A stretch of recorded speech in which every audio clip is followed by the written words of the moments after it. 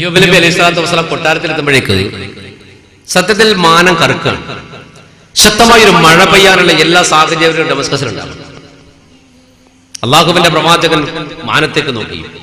മഴ മെല്ലെ മെല്ലെ പെയ്യാൻ തുടങ്ങുന്നതോടൊപ്പം ശക്തമായ കാറ്റടിക്കാൻ തുടങ്ങി. അതിശക്തമായ കാറ്റടിക്കുമ്പോൾ അയ്യൂബ് നബി റഹ്മത്തിനോട് പറഞ്ഞു, റഹ്മത്തെ, നമ്മളിപ്പോ വരേണ്ടിയിരുന്നില്ലല്ലേ? ശക്തമായ കാറ്റും മഴയാണ്. നമ്മുടെ മക്കൾ അവിടെ ഒറ്റക്കല്ലേ? ഭർത്താവിന് വിഷമാണെന്ന് കണ്ടപ്പോ ഭാര്യ സമാധാനിപ്പിച്ചിട്ട് പറഞ്ഞു, സാരമില്ല പ്രവാചകരെ, നിങ്ങൾ ബേജാറാവണ്ട. മക്കൾ അയൽവക്കത്തെ വീട്ടിലല്ലേ ഉള്ളത്. അയൽവാസിയുടെ മക്കളുടെ കൂടെ ആ കുട്ടികൾ ആ പുരേ കയറിക്കോളും, നമ്മളുടെ വീട്ടിലേക്ക് വരൂല. എന്നാലും എന്റെ റഹ്മത്തെ, നമ്മുടെ വീട്ടിലേക്കാണ് നമ്മുടെ മക്കൾ കയറി എന്താ അവസ്ഥ? ഈ കാറ്റത്തെ മഴ, ഈ കാറ്റും മഴയും, വീട് തകർന്നാലും നമ്മളെ മക്കൾക്ക് എന്താ പറ്റുക? അപ്പൊ പറഞ്ഞു, സാരമില്ല പ്രവാചകൻ, നിങ്ങൾ ബേജാറാവണ്ട, നിങ്ങൾ വിഷമിക്കണ്ട, അങ്ങനെ സംഭവിക്കൂല. നിങ്ങൾ ചിന്തിച്ചോ, ഭർത്താവ് വിഷമിച്ചപ്പോ സമാധാനിപ്പിക്കാണ് ഭാര്യ. സമാധാനമാണ് ഭാര്യ, സമാധാനിപ്പിക്കാണ്. നിങ്ങൾ ബേജാറാവണ്ട, വിഷമിക്കണ്ട. പക്ഷെ ഭർത്താവിനേക്കാൾ 10 മടങ്ങ് വ്യാധിയും ആദിയും തന്റെ കൽബിന്റെ അകത്തുണ്ട്. ഭാര്യന്റെ കൽബിന്റെ അകത്ത് വിഷമമുണ്ട്, പക്ഷെ അത് പുറത്തു കാണിക്കാണ്ട് ഭർത്താവിനെ സമാധാനിപ്പിക്കാൻ. നിങ്ങൾ ചിന്തിച്ചു നോക്കി, അങ്ങനത്തെ ഒരു ഭാര്യയല്ലേ നമുക്ക് വേണ്ടത്, അല്ലേ? അല്ലാഹു അങ്ങനെയുള്ള ഭാര്യമാരാക്കി തരുമാറാകട്ടെ, ആമീൻ. അപ്പൊ സമാധാനിപ്പിച്ചു. പക്ഷെ സംഭവിച്ചെന്താ അറിയോ? ശക്തമായ കാറ്റും മഴയും പെയ്യാൻ തുടങ്ങിയപ്പോ ഈ കുട്ടികൾ രണ്ടും, അയ്യൂബ് നബിയുടെ 2 മക്കളും അയൽവാസിയുടെ വീടിന്റെ മുറ്റത്ത് നൂടാണ്. അപ്പൊ കാറ്റിൽ നിന്നും മഴയിൽ നിന്നും ഇടിയും മിന്നും ഇത് രക്ഷപ്പെടാൻ വേണ്ടി ഓരോ ഡമസ്കസുകാരും വീട്ടിന്റെ വാതിലടക്കാണ്. വീട്ടിന്റെ വാതിലടച്ച് അതിന്റെ അകത്ത് സുരക്ഷിതമായി കൂടാൻ ഈ മക്കൾ ഓടിപ്പോകുമ്പോ അയൽവാസി വിളിച്ചു പറഞ്ഞു, മക്കളെ അങ്ങോട്ട് പോണ്ട, ഉപ്പയും ഉമ്മയും അവിടെ ഇല്ലല്ലോ, ഇങ്ങോട്ടേക്ക് ഓടിക്കോളൂ. ആ മക്കളത് കേൾക്കാത്ത പാപ്പം അങ്ങോട്ടോടി. ചെറ്റപ്പുറയുടെ വാതിലടച്ചകത്ത് കൂടി. മിനിറ്റുകൾ കഴിയും തോറും മഴക്ക് ശക്തി പ്രാപിച്ചു. കാറ്റാണെങ്കിൽ ഇരമ്പി വരികയാൻ. അതിശക്തമായ കാറ്റിൽ അയ്യൂബ് നബിയുടെ വീടിന്റെ മേൽക്കൂര പറന്നുപോയി. ഈത്തപ്പനയുടെ ഓല കൊണ്ട് വെച്ചുകെട്ടിയ മേൽക്കൂര പറന്നുപോയപ്പോ മഴ വീട്ടിന്റെ അകത്ത്. ഈ മക്കള് പെട്ടെന്ന് തന്നെ വാതിൽ തുറന്ന് പുറത്തേക്ക് ഓടുമ്പോ അതിശക്തമായൊരിടി. പേടിച്ചു പോയ കുട്ടികൾ വീണ്ടും അകത്തേക്ക്. വാതിലടച്ചു കഴിഞ്ഞില്ല. അതിശക്തമായ കാറ്റിലും മഴയും അള്ളാഹുവിന്റെ പ്രവാചകന്റെ വീടങ്ങോട്ട് തകർന്നടിച്ചു നിലത്തേക്ക്.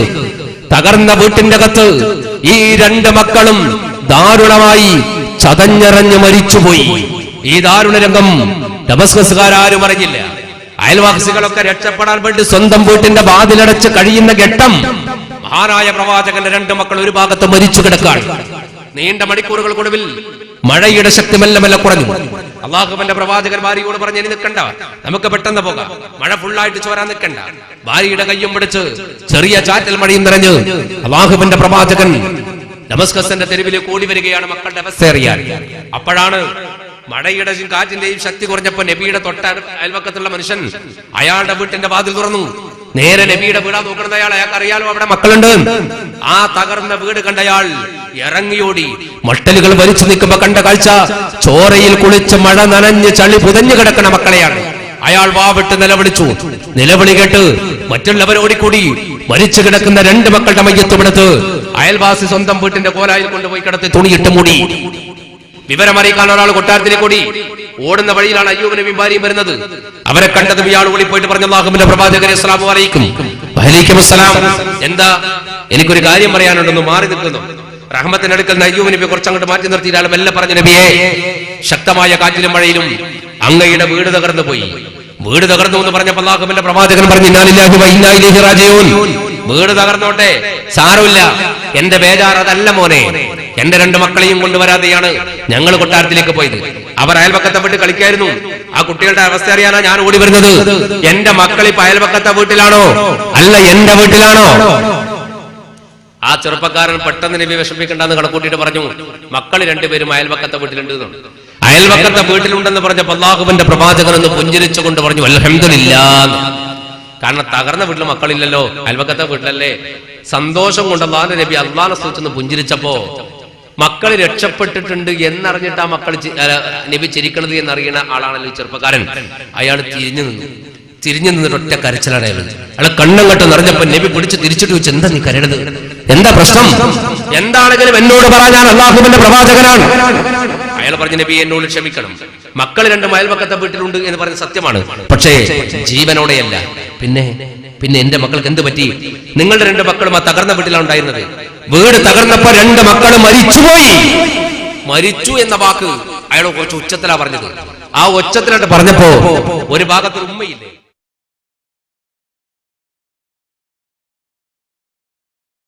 നൊന്തുപറ്റൊരു മാതാവ് റഹ്മത്ത് ബീബി കേട്ടു തന്റെ മക്കൾ മരിച്ചുവെന്ന്. റഹ്മത്ത് ബീബി റോഡിന്റെ മേലെ ഒരൊറ്റ ഇരിപ്പാണ്. റബ്ബേ, വിവരം അറിഞ്ഞിട്ട് ഇരുവരെത്തി വേദന കൊണ്ട് പൊളയുന്ന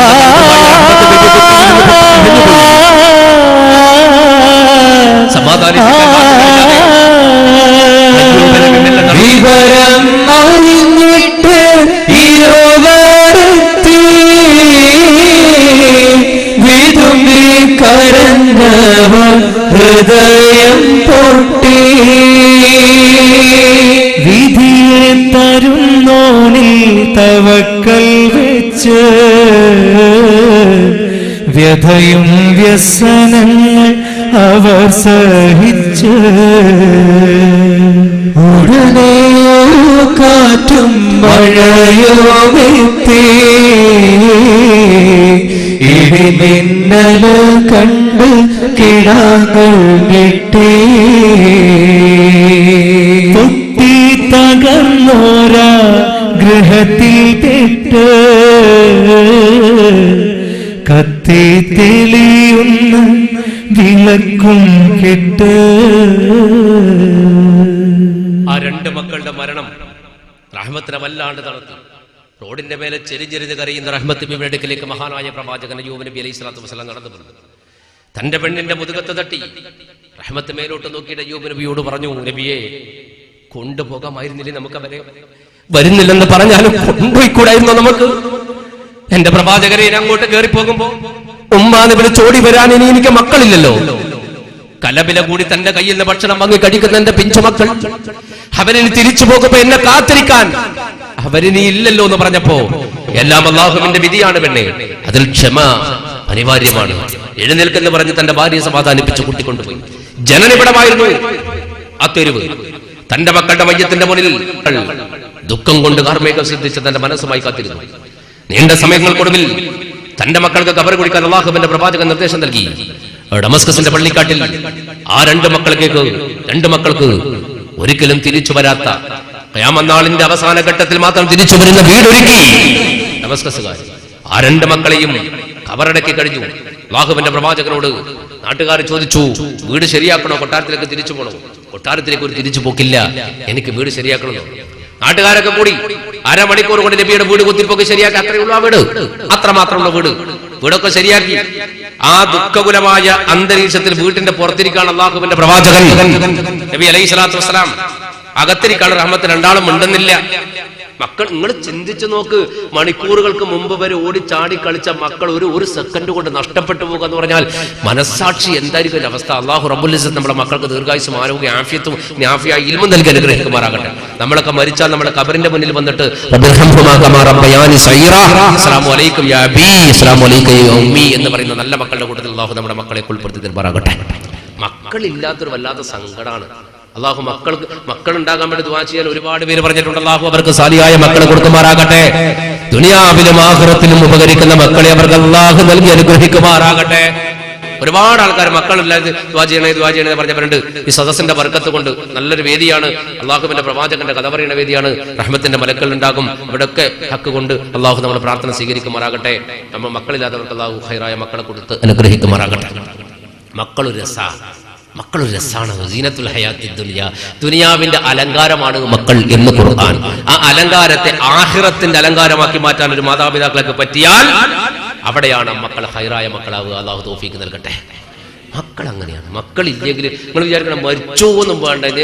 സ്കൂൾ മാർച്ച് ലീവായിട്ട് ബന്ധുക്കളുടെ വീട്ടിൽ പോയിട്ട് ഒറ്റ ദിവസം നമ്മളെ പോരയിൽ നമ്മളെ കുട്ടികളില്ലാണ്ടിരുന്നാൽ മതി. എന്താ കഥ? 10 ഉണ്ടെങ്കിൽ ഒന്നില്ലെങ്കിൽ അതിന്റെ കറക്കത്തെ നമുക്ക് മനസ്സിലാവും. ഉറപ്പാ. മക്കളില്ലെങ്കിൽ ഒരു വല്ലാത്ത സംഭവമാണ്. മക്കൾ ഉണ്ടെങ്കിൽ ചില ഉമ്മാന്റെ വർത്താനം കണ്ടാൽ ചിരിയും വരും. ഈ സഹിക്കാൻ കഴിയാത്ത കുരുത്തക്കട അപ്പൊ ചില പിള്ളേർക്ക് റഹ്മാനായ റബ്ബേ, അപ്പൊ ചില പെണ്ണുങ്ങൾ പറയും, ഏത് സമയത്താണ് ഞാൻ നിന്നെ പെറ്റുപോയത്? പിള്ളേർ പറഞ്ഞില്ല 12 കാലിന് പറഞ്ഞോന്ന്.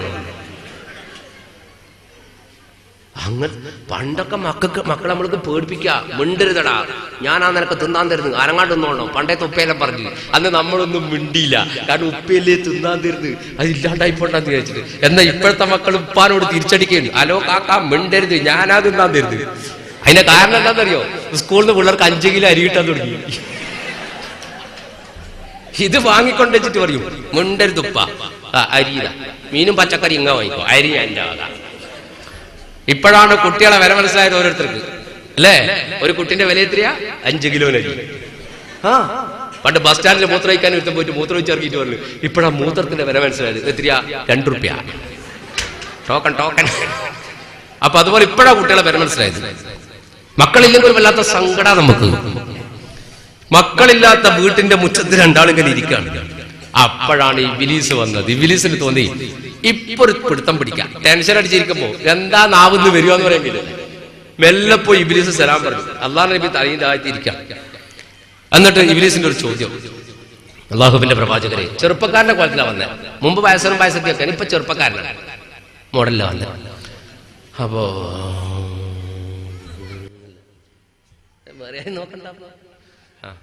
അപ്പൊ ചെറുപ്പക്കാരന്റെ കോലത്തിൽ വന്നിട്ട് നബിയോട് സലാം പറഞ്ഞ് എടുത്ത് ചോദിച്ചു, നബിയെ, ശക്തമായ കാറ്റിലും മഴയിലും അങ്ങയുടെ വീട് തകർന്നുവല്ലേ, 2 മക്കളും മരിച്ചുപോയല്ലേ?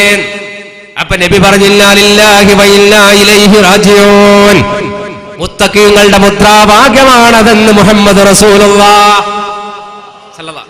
തഖ്വയുള്ള മനുഷ്യന്മാരെ മുദ്രാവാക്യതാണ്. നഷ്ടങ്ങൾ സംഭവിക്കുമ്പോൾ അല്ലാഹുവിലേക്ക് സമർപ്പിക്കുമില്ല, ലില്ലാഹി വ ഇന്നാ ഇലൈഹി റാജിഊൻ. അത് മുത്തഖീങ്ങൾക്ക് മാത്രമുള്ള ഒരു മുദ്രാവാക്യം. എന്തുകൊണ്ടെന്ന് പറഞ്ഞാൽ അവർക്ക് അത് പെട്ടെന്ന് പറയാൻ പറ്റും.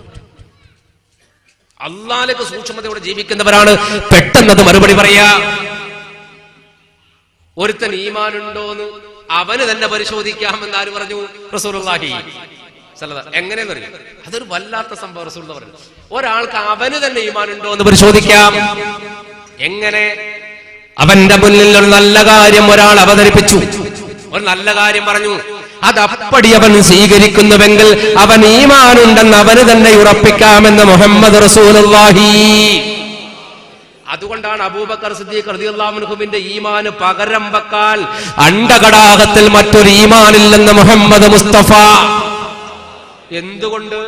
റസൂലുള്ളാഹി മിഅ്റാജ് കഴിഞ്ഞ് തിരിച്ചു വന്നപ്പോ ഖുറൈശികൾ കളിയാക്കി, ഇങ്ങനെ സെക്കൻഡ് വെച്ചിട്ട് 7 ആകാശവും കടന്ന് തിരിച്ചു വന്നല്ലോ, 1000 കാതങ്ങൾക്കപ്പുറത്തുള്ള ബൈത്തുൽ മുഖദ്ദസ് താണ്ടിയിട്ട് വന്നല്ലോ. അബൂബക്കർ സിദ്ദീഖിനോട് പോയിട്ട് ഒരാൾ പറഞ്ഞു, ഇങ്ങനെ പറയുന്നുണ്ട് അബൂബക്കറെ നിന്റെ കൂട്ടുകാരൻ, ഇങ്ങനെ പറയുന്നുണ്ടെന്ന് പറഞ്ഞപ്പോ അബൂബക്കർ സിദ്ദീഖ് പറഞ്ഞു, എന്റെ കൂട്ടുകാരൻ അങ്ങനെ പറഞ്ഞോ? അങ്ങനെ പറഞ്ഞിട്ടുണ്ട്. എന്നാൽ ഞാൻ വിശ്വസിച്ചു, ഞാനത് അംഗീകരിച്ചു, ഞാനത് വിശ്വസിച്ചു, ഞാനത് സംഭവം വിശ്വസിച്ചിരിക്കുന്നുവെന്ന് അബൂബക്കർ സിദ്ദീഖ്. റസൂലുള്ള പോലെ അബൂബക്കർ സിദ്ദീഖ് ആദ്യം പറഞ്ഞിട്ടില്ല, കണ്ടിട്ടില്ല. അതിനു മുമ്പ് വേറെ ആൾ പോയിട്ട് പറഞ്ഞത് റസൂൽ ഇങ്ങനെ പറയുന്നുണ്ട്. അപ്പൊ ചോദിച്ചു, റസൂൽ അങ്ങനെ പറഞ്ഞിട്ടുണ്ടോ? ഉണ്ട്. എന്നാൽ ആമൻതു, ഞാനത് വിശ്വസിച്ചിരിക്കുന്നു, സദഖ്തു, ഞാൻ സത്യപ്പെടുത്തിയിരിക്കുന്നു എന്ന് മഹാനായ അബൂബക്കർ സിദ്ദീഖ്. അതാണ് ഒരു നല്ല കാര്യം ഒരു മനുഷ്യന്റെ മുന്നിൽ അവതരിപ്പിച്ചിട്ട് അവനത് അപ്പടി സ്വീകരിക്കുന്നെങ്കിൽ അവൻ ഈമാൻ ഉണ്ടെന്ന് അവന് തന്നെ കണക്ക് കൂട്ടാം എന്ന് പറഞ്ഞു. അപ്പൊ ചിന്തിച്ചോ നിങ്ങൾ? അങ്ങനെ അത് ചിന്തിച്ചിട്ട് ചെയ്യൂല നമ്മളെ മനസ്സിലുണ്ടെങ്കിൽ നമുക്ക് തന്നെ ചിന്തിക്കാം, നമുക്ക് ഈമാനില്ല. ഇവിടെ ഇബ്ലീസ് പറയാ അയ്യൂബ് നബിയോട്, അയ്യൂബ് തിരിച്ചു പറഞ്ഞു ഇന്നല്ലാഹി. അപ്പൊ ഇബ്ലീസ് ഒരൊറ്റ ചിരി, ഒരേ ചിരി, മരിച്ച പോരേന്ന് വന്ന് ചിരിച്ചാല് നമ്മളെ പോരക്കാ സംഭവിച്ചെങ്കിൽ എന്താ? അടുത്ത ആംബുലൻസിൽ ഹംകിനെ കേട്ടൂലേ, അടിച്ചു കൊന്നിട്ട്. അയ്യൂബ് നബിന്റെ വീടിന് മുന്നിൽ ഈ ചങ്ങായി ചിരിച്ചപ്പോ നബി ചോദിച്ചു, നീ എന്തേ ചിരിക്കുന്നു? നീ എന്തിനാ ചിരിക്കുന്നത്? അപ്പൊ ഇബ്ലീസ് പറഞ്ഞ മറുപടി ആക്കണം. ഇബ്ലീസ് പറയാം, ഞാൻ എങ്ങനെ ചിരിക്കാണ്ടിരിക്കുക? ശക്തമായ കാറ്റും മഴയും ഡമസ്കസിന്റെ മണ്ണിലടിച്ചു വീശിയിട്ട് അള്ളാഹുവിന്റെ പ്രവാചകനായ നിങ്ങളുടെ 2 മക്കളല്ലാതെ മറ്റൊരു മനുഷ്യക്കുഞ്ഞും മരിച്ചില്ല, ഒരു ജീവിയും ചത്തില്ല. സ്വന്തം മക്കളുടെ റൂഹ് രക്ഷപ്പെടുത്തിയെടുക്കാൻ പറ്റാത്ത നിങ്ങൾ പിന്നെന്താ അള്ളാന്റെ നബിയാ? അള്ളാന്റെ നബിയാണെങ്കിൽ നിങ്ങൾക്ക് അത് പറ്റണ്ടേന്ന് അതിന്റെ അർത്ഥം. അള്ളാഹുവിന്റെ നബിയാണെങ്കിൽ നിങ്ങൾക്കത് പറ്റണ്ടേ? സ്വന്തം മക്കളുടെ റൂഹ് രക്ഷപ്പെടുത്തിയെടുക്കാൻ കഴിയാത്ത പിന്നെ നിങ്ങൾ എന്ന് അള്ളാന്റെ പ്രവാചകനാണ്. അപ്പോഴാണ് ഇരുന്ന ഇരിപ്പുന്ന ചാടി എഴുന്നേറ്റ് അള്ളാന്റെ നബി പറഞ്ഞത്, എനിക്ക് പറ്റടാ, അള്ളാഹുവിന്റെ വിധിയെ തടുക്കാൻ നിനക്ക് പറ്റോ? റബ്ബിന്റെ ഖലാഇനെ തടുക്കാൻ ലോകത്തൊരു ശക്തിക്കുമാവില്ല. എന്റെ മക്കളുടെ ജന്മം പടച്ചോന്റെ ഔദാര്യാണ്. ആ ഔദാര്യമായി എന്റെ മക്കളെ അള്ളാഹു നൽകിയിട്ടുണ്ടെങ്കിൽ അവരെ റൂഹ് പിടിക്കൽ അള്ളാഹുവിന്റെ അവകാശമാണ്. ആ അവകാശത്തിൽ കൈകടത്താൻ ലോകത്തൊരു പ്രവാചകനും സാധ്യമല്ലെന്ന് മഹാനായ അയ്യൂബ് നബി അലൈഹിസ്സലാത്തു വസ്സലാം. അപ്പോഴാ ഇബ്ലീസ് തിരിഞ്ഞു നിന്നിട്ട് പറഞ്ഞത്, എന്റെ നബിയെ, നിങ്ങളെ കൽബിന്റെ അകത്തൊരു തഖ്വയുണ്ട്, അള്ളാഹുവിനെ കുറിച്ചുള്ളൊരു സൂക്ഷ്മത. ആ തഖ്വയുടെ ഭാണ്ഡത്തിന്റെ കെട്ട് ഞാൻ പൊട്ടിക്കും ഇന്നല്ലെങ്കിൽ നാളെ എന്ന് പറഞ്ഞത് ഇബ്ലീസ് അറിഞ്ഞു. ഇബ്ലീസിനൊരു കഴിവുണ്ട്, നിഷേധിക്കാനാവാത്തൊരു കഴിവ്. എന്താ കഴിവ്? മനുഷ്യന്റെ ശരീരത്തിൽ ഇബ്ലീസിന് കയറാൻ പറ്റും. ഇബ്ലീസിൽ റസൂലുള്ളാഹി പറഞ്ഞു, സിരകളിലൂടെ ഒഴുകുന്ന രക്തത്തിലൂടെ സഞ്ചാര സ്വാതന്ത്ര്യം അള്ളാഹു നൽകിയ ആർക്ക്? ലഅനത്തുല്ലാഹി ഇബ്ലീസ് അലൈഹിസ്സലാം. അങ്ങനെ അല്ല, ചിലപ്പോ അതിന്റെ ടോണ് കേട്ടാൽ ചൊല്ലു. അങ്ങനെ ചില ആളുണ്ട് ദ്വാരക്കൊന്നും വേണ്ട, ദ്വാരന്റെ ടോണ് കേട്ടാൽ ആമീനും. അങ്ങനെയുണ്ട്. ഉസ്താദ് ഇരിക്കുക, ഇമാമ് നിന്നിട്ട് എന്തോ തൊണ്ടക്ക് കൂടിയിട്ട് വലന്നയിക്കും. അപ്പൊ ബേക്കെന്ന് കൗമ പറഞ്ഞില്ലേ, അങ്ങനത്തെ കൗമ നമ്മള് മാറി ചിന്തിക്കുകയും ചെയ്യില്ല. അതിന്റെ ടോൺ എങ്ങനെയാണ് അതിനടിച്ചത്. ഇവിടെ ഇബ്ലീസിന്റെ കഴിവ് എന്ന് പറഞ്ഞാൽ മനുഷ്യന്റെ ശരീരത്തിൽ കാണുക. ശൈത്താൻ കൂടലുണ്ട്, അത് വേറെ കഥ. ആ ശൈത്താൻ കൂടൽ വേറെ പരിപാടിയാ, അതുണ്ട്, അത് ഞാൻ പറയുന്നില്ല. അത് ചില പെണ്ണുങ്ങൾക്ക് മാത്രമാണ് ശൈത്താൻ കൂടുക, ആണുങ്ങൾക്ക് അങ്ങനെ കൂടില്ല. ശൈത്താൻ തന്നെ അറിയാം, ആണുങ്ങൾക്ക് ഇത് വലിങ്ങനെ ചിലവാകില്ല. അതിനടുത്ത് കുറെ പെണ്ണുങ്ങൾക്ക് കൂടും. ശൈത്താനിലെ കൂടിയ കാലൊക്കെ മുത്തുപേട്ടയിലെ പോയി നോക്കണോ, എന്റെ റഹ്മാനായ റബ്ബേ, നല്ല രസമല്ലേ. 45 ദിവസം ഞാനാളുണ്ടായി. ശൈത്താൻ കൂടിയിട്ട് പോയല്ലേ വിചാരിക്കണ്ട, ഓലായി അറിയാനായിട്ട് കാത്തിക്കല്. ശൈത്താൻ കൂടിയിട്ട് പോയതല്ല. എൻ്റെ ഉമ്മ അവിടെ പോയിട്ട്, അവിടുന്ന് മുത്തുപേട്ട മക്കാമെന്നാണ് എൻ്റെ പ്രിയപ്പെട്ട മാതാവ് മരിച്ചു പോയത്. അള്ളാഹു എൻ്റെ ഉമ്മാനെ പോലെ ഒരുപാട് ഉമ്മമാർ കബറിലാണ്, അവരുടെയൊക്കെ കബർ സ്വർഗ്ഗത്തോപ്പാക്കി കൊടുക്കുമ്പോഴാണ്. അപ്പൊ അവിടെ പോയപ്പോൾ അവർ ഈ വെള്ളിയാഴ്ച തിങ്കളാഴ്ച അടുത്ത ശൈത്താന്റെ കോലം കാണാം. ആ ദാവൂദ് ഹക്കീം മുദഫദി ഖദ്ദസല്ലാഹു മക്കാമിന്റെ മുന്നിൽ വന്നിട്ട് ഓരോ ശൈത്താനടക്കം കണ്ടാ ചേരും. ഒരു തമിഴ് ശൈത്താൻ ഉണ്ടായിരുന്ന അണ്ണാച്ചി ശൈത്താൻ. ഓളൊരു പാട്ട് പാടലുണ്ട്, ചെറിയ പെണ്ണാവും. അതെന്താന്ന് ഇന്നും എനിക്ക് മനസ്സിലായിട്ടില്ല. പാട്ടെനിക്ക് നല്ലോണം അറിയാം. ശൈത്താന്റെ പാട്ടാണ്. എന്താ അർത്ഥം എന്ന് എനിക്ക് ഇന്നവരെ തിരിഞ്ഞിട്ടില്ല. അർത്ഥം തിരിയാണെന്ന് പാടി. ബോയ്കുട്ടി വെയ്തര നാട്ടിലൊരു സംഭവം ഉണ്ടായി. ഒരു പെണ്ണുണ്ടായിന് പരീച്ചുമ്മ നടത്തും. പരീച്ചുമ്മ കുപ്പായി ഇത്രയിടും, ബാക്കി മിച്ച ഭൂമിയാണ്. അവനവൻ ആവശ്യമുള്ള എടുത്തിട്ട് ഒഴിവാക്കുന്നല്ലേ മിച്ച ഭൂമി. എയർപോർട്ടിൽ ഉണ്ടാക്കാം. അപ്പൊ ഈ പെണ്ണ് ഇത്രയുള്ള കുപ്പായിട്ടിട്ട് തലി തട്ടോടൊന്നുമില്ല. പരീച്ചുമ്മ എന്ന പെട്ട പേര്. കൊണ്ടോട്ടി അങ്ങാടിയിൽ അങ്ങനെ നടക്കും. മഹാകവി മർഹൂം മോയിൻകുട്ടി വൈദ്യർ ബദർഗിസപ്പാട്ടിന് കാവ്യം, മലയാള കാവ്യരചന ഇത്ര മനോഹരമായി നിർമ്മിച്ചൊരു മനുഷ്യനില്ല. അല്ലാഹു അദ്ദേഹത്തിന് ഖബർ സ്വർഗ്ഗത്തൊപ്പാക്കട്ടെ. ആ മനുഷ്യൻ അങ്ങാടിയിൽ പുലിയിൽ കുത്തിയിരിക്കുമ്പോ ഇവളിങ്ങനെ പോണ്. അപ്പൊ മൂപ്പർ ഇങ്ങനെ നോക്കിയിട്ട് പാട്ട് പാടി, പരീച്ചുമ്മ നടക്കണ കണ്ടാൽ മേലെ കയറാൻ തോന്നും. അങ്ങ് പ്രാന്തളിയിലെ ഞാൻ മോയിൻകുട്ടി എന്നെ കാണുമ്പോ ചോദിച്ചലാ കാണിച്ചാൽ നമുക്ക് എന്റെ മേലെ കയറാൻ തോന്നും. ശരിയാക്കി തരണം. മോയിൻകുട്ടി പോയി കുപ്പായിട്ട് പാടിയാണ്. ഇവള് നേരെ പോയി, ഇവളെ പോലെ പോയി ഭർത്താവ് ഒരു പാവം മനുഷ്യനാ കുത്തിയിരിക്കുന്നു. ഇയാളെ വിളിച്ചു ചെളിച്ചെന്തേ, ഞാൻ അങ്ങാടിയിലൂടെ വരുമ്പോ മോയിൻകുട്ടി എന്നെ ചീത്ത വിളിച്ചു. എന്ത് വിളിച്ച്? പരീക്ഷുമ്പോ നടക്കണ കണ്ട മേലെ കയറാൻ തോന്നുന്നു പറഞ്ഞിട്ടുണ്ട്. അവിടെ 2 കൊടുക്കു പോയിട്ട് ഇയാൾ പറഞ്ഞു വേണ, ആ കൊടുക്കണോ? അല്ല, മോയിൻകുട്ടിയ സാധനം 4 എനിക്ക് കിട്ടുന്നതാണ്. നിങ്ങൾക്ക് കിട്ടുന്നതിന് 2 എന്നോട് പറയണ്ട, 2 കൊടുക്കുന്നതാണ്. ഇയാൾ ഇറങ്ങി, കാരണം ഇയാൾ പോയിട്ട് ഇവളെടുത്ത് കിട്ടുന്ന 4 അതുകൊണ്ട് ഇപ്പൊ അവർ കൊണ്ടോട്ടി സ്റ്റേഷനിൽ പോയി കേസ് കൊടുത്തു. കേസ് കൊടുത്ത് SI വിളിപ്പിച്ച് മോയിൻകുട്ടി വൈദ്യർ ഈ ഭാര്യയും ഭർത്താവും 3 പിടിച്ച് നിർത്തി. മോയിൻകുട്ടി വൈദ്യരോട്, ചെല്ല മോയിൻകുട്ടി, നിങ്ങൾക്ക് ഈ പെണ്ണിനെ അറിയാം. എന്നാ ആരാ? പരീച്ചുമ്മ, എന്റെ ഒരു അയൽവാസിയാ. ഇവളിന്ന് അങ്ങാടിയിലൂടെ പോകുമ്പോൾ ആളെ കൂടെ നിങ്ങൾ എന്തോ ചീത്ത വിളിച്ചെന്ന് പറഞ്ഞു. സാർ ഞാൻ ഒന്നും വിളിച്ചിട്ടില്ല. വിളിച്ചിട്ടില്ലടി, ഇവളോട് വിളിച്ചില്ലാത്താ. പരീച്ചുമ്മ നടക്കണ കണ്ട മേലെ കയറാനൊന്നും പാട്ട് പാടി കാക്കു ചെയ്തിട്ട് ജനങ്ങളെല്ലാം ചിരിക്കും ചെയ്യുന്നതാണ്. അപ്പോ SI ചോദിച്ചു, മോയിൻകുട്ടി നിങ്ങൾ അങ്ങനെ പാടിയില്ലേ? മോയിൻകുട്ടി പറഞ്ഞു, സാറേ ഞാൻ പാടിയിട്ടുണ്ട്, പക്ഷേ ഇവളെ കുറിച്ച് പാടിയതല്ല. ഞാൻ പരീച്ചുമ്മ നടക്കണ കണ്ട മേലെ കയറാൻ തോന്നാ പറഞ്ഞു. അപ്പൊ SI പറഞ്ഞു, അതല്ലേ പരീച്ചുമ്മ? ആ പരീച്ചുമ്മയല്ല, പരി. പരി എന്ന് പറഞ്ഞാൽ മലയാളത്തിൽ പര്യായ പദമാണ് കുതിര. കുതിരയുടെ വേറൊരു വാക്കാണ് പരി. ഇനി നമുക്ക് പരീക്കാനെ കണ്ടിട്ട് കുതിരക്കാരനെ വിളിച്ചേക്കല്ലേ. പരി കുതിര, ചുമ്മ വെറുതെ, പരണ്ടിരി ചുമ്മ കണ്ടില്ലേ. അപ്പൊ പരി കുതിര ചുമ്മ വെറുതെ. നടക്കലെന്നെ കാണലെന്നെ. അപ്പൊ പരി ചുമ്മ നടക്കണ കണ്ടാൽ, കുതിര വെറുതെ നടക്കണ കണ്ടാൽ. ഒരു കുതിര ഇങ്ങനെ വെറുതെ നടക്കണ കണ്ടാൽ ഞാൻ അതിന്റെ മേലെ കയറാൻ തോന്നുന്ന ഞാൻ പറഞ്ഞു നിർത്തി. SI അർത്ഥം വെച്ച് പഠിച്ച് ഒരൊറ്റ അടിപൊളി കണ്ണുകൂടി കൊടുത്തു. ചവിട്ടാ ചങ്ങായിക്കും കൊടുത്തു. ആ മാപ്പിള പോലത്തെ സാധനമില്ല എനിക്ക്. ഇറങ്ങിപ്പോടായിരുന്നു. അർത്ഥം പഠിക്കാൻ സ്റ്റേഷനിൽ കയറിയ പല്ലി ചെടിയത് ചട്ടിന് ചവിട്ടി പുറത്താക്കിയിട്ട് SI പോയി കുട്ടിയോട് ചോദിച്ചു, അർത്ഥം അങ്ങനത്തല്ലേ? അപ്പൊ ഈ മൂപ്പര് പറഞ്ഞു, അർത്ഥമല്ല അങ്ങനത്തല്ലേ, ഞാൻ പാടിയത് ഓളെ തന്നെയാണ്. അതാണ് കോയിൻകുട്ടി വൈദ്യൻ. അതൊരു സംഭവം. ആ ഒരു മനുഷ്യൻ ഇബ്ലീസിനൊരു പ്രത്യേകത ഉണ്ട്. ഞാൻ പറഞ്ഞില്ലേ, മനുഷ്യന്റെ ശരീരത്തിൽ കയറാൻ പറ്റും. അള്ളാഹുവിന്റെ പ്രവാചകന്റെ ശരീരത്തിൽ കയറാൻ വേണ്ടി ഇബ്ലീസ് അള്ളാഹിനോട് ചോദ്യം ചോദിച്ചു എന്നാണ്. പടച്ചോനോട് പറഞ്ഞു, റബ്ബേ നിന്റെ അടിമയെ പരിശോധിക്കാനുള്ള പരീക്ഷണത്തിലാ ഞാൻ. അയ്യൂബ് നബി അലൈഹിസ്സലാത്തു വസ്സലാമിനെ പരിശോധിക്കാൻ അള്ളാഹുവിനോട് 3 ഘട്ടങ്ങളിലായിട്ട് ഇബ്ലീസ് ചോദിച്ചു എന്നാണ്. ആ 3 ഘട്ടങ്ങളും അള്ളാഹു ആദ്യം പറഞ്ഞു, സമ്പത്ത് നശിപ്പിച്ചു നോക്ക്, എന്നിട്ട് എന്റെ അടിമയിൽ ക്ഷമയൊന്ന് പരിശോധിച്ചു നോക്ക്. സമ്പത്തെല്ലാം നശിപ്പിച്ച് വീടൊക്കെ തകർന്ന് കൊട്ടാരൊക്കെ ഒഴിവാക്കി. അപ്പോഴും അള്ളാഹുവിന്റെ തഖ്വയിലാണ് മഹാനായ അയ്യൂബ് നബി. പിന്നെ പറഞ്ഞു കൊടുത്ത മക്കളെ ഒന്ന് കൊന്നു നോക്ക്, മക്കളെ ഒന്ന് അവസാനിപ്പിച്ചു നോക്ക്. സ്വന്തം മക്കൾ മരിച്ചു പോയാൽ ഒരു മനുഷ്യനുണ്ടാകുന്ന വിഷമുണ്ടാകും. അവിടെ നിന്ന് പരിശോധിക്കാം. അവിടെയും അള്ളാഹുവിന്റെ പ്രവാചകന്റെ നിലവിട്ടില്ല. അപ്പോഴാണ് ഇബ്ലീസ് പറഞ്ഞത്, ഞാൻ ഒടുക്കത്തൊരു പണി നടത്താൻ പോവാണ്, പടച്ചോനെ സമ്മതിക്കണം. അള്ളാഹു പറഞ്ഞു ഇബ്ലീസിനോട്, നിനക്ക് നിന്റെ എല്ലാ കുതന്ത്രവും എന്റെ പ്രവാചകനിൽ ഒപ്പിച്ചു വെക്കാം, പക്ഷെ ആ മനസ്സടക്കാൻ പറ്റുമോ എന്ന് എനിക്ക് തോന്നുന്നില്ല. നിനക്ക് നിന്റെ പണി നോക്കാം. എന്റെ അടിമ എന്നെ അംഗീകരിക്കുന്നുവെങ്കിൽ ആ മനസ്സിലേക്ക് കയറാൻ നിനക്ക് പറ്റൂല. എന്നാ ഒന്ന് നോക്കാന്ന് പറഞ്ഞ് ഇബ്ലീസ് അങ്ങോട്ട് കയറിക്കൊടുത്തു ശരീരത്തില്. ഇബ്ലീസ് ചെയ്ത പണി എന്താണെന്നറിയോ? രക്തത്തിൽ കലർന്നു ഇബ്ലീസ്. അള്ളാഹു നമ്മെ കാത്ത് രക്ഷപ്പെടുത്തട്ടെ. രക്തത്തിൽ കലർന്നിട്ട് മർമ്മങ്ങളിൽ രക്തം ബ്ലോക്ക് ചെയ്തു. എന്നിട്ട് അവിടെ വിഷത്തുള്ളികൾ ഉറ്റിച്ചു വെച്ചു എന്ന് ചരിത്രം. രക്തക്കുഴൽ വഴി ശൈത്താൻ കേറി വിഷവിത്തും പാകി, സത്യനബിയുടെ പുണ്യ ശരീരം പലയിടവും കീറി. രക്തക്കുഴൽ വഴി ശൈത്താൻ കേറി വിഷവിത്തും പാകി, സത്യനബിയുടെ പുണ്യ ശരീരം പലയിടവും കീറി.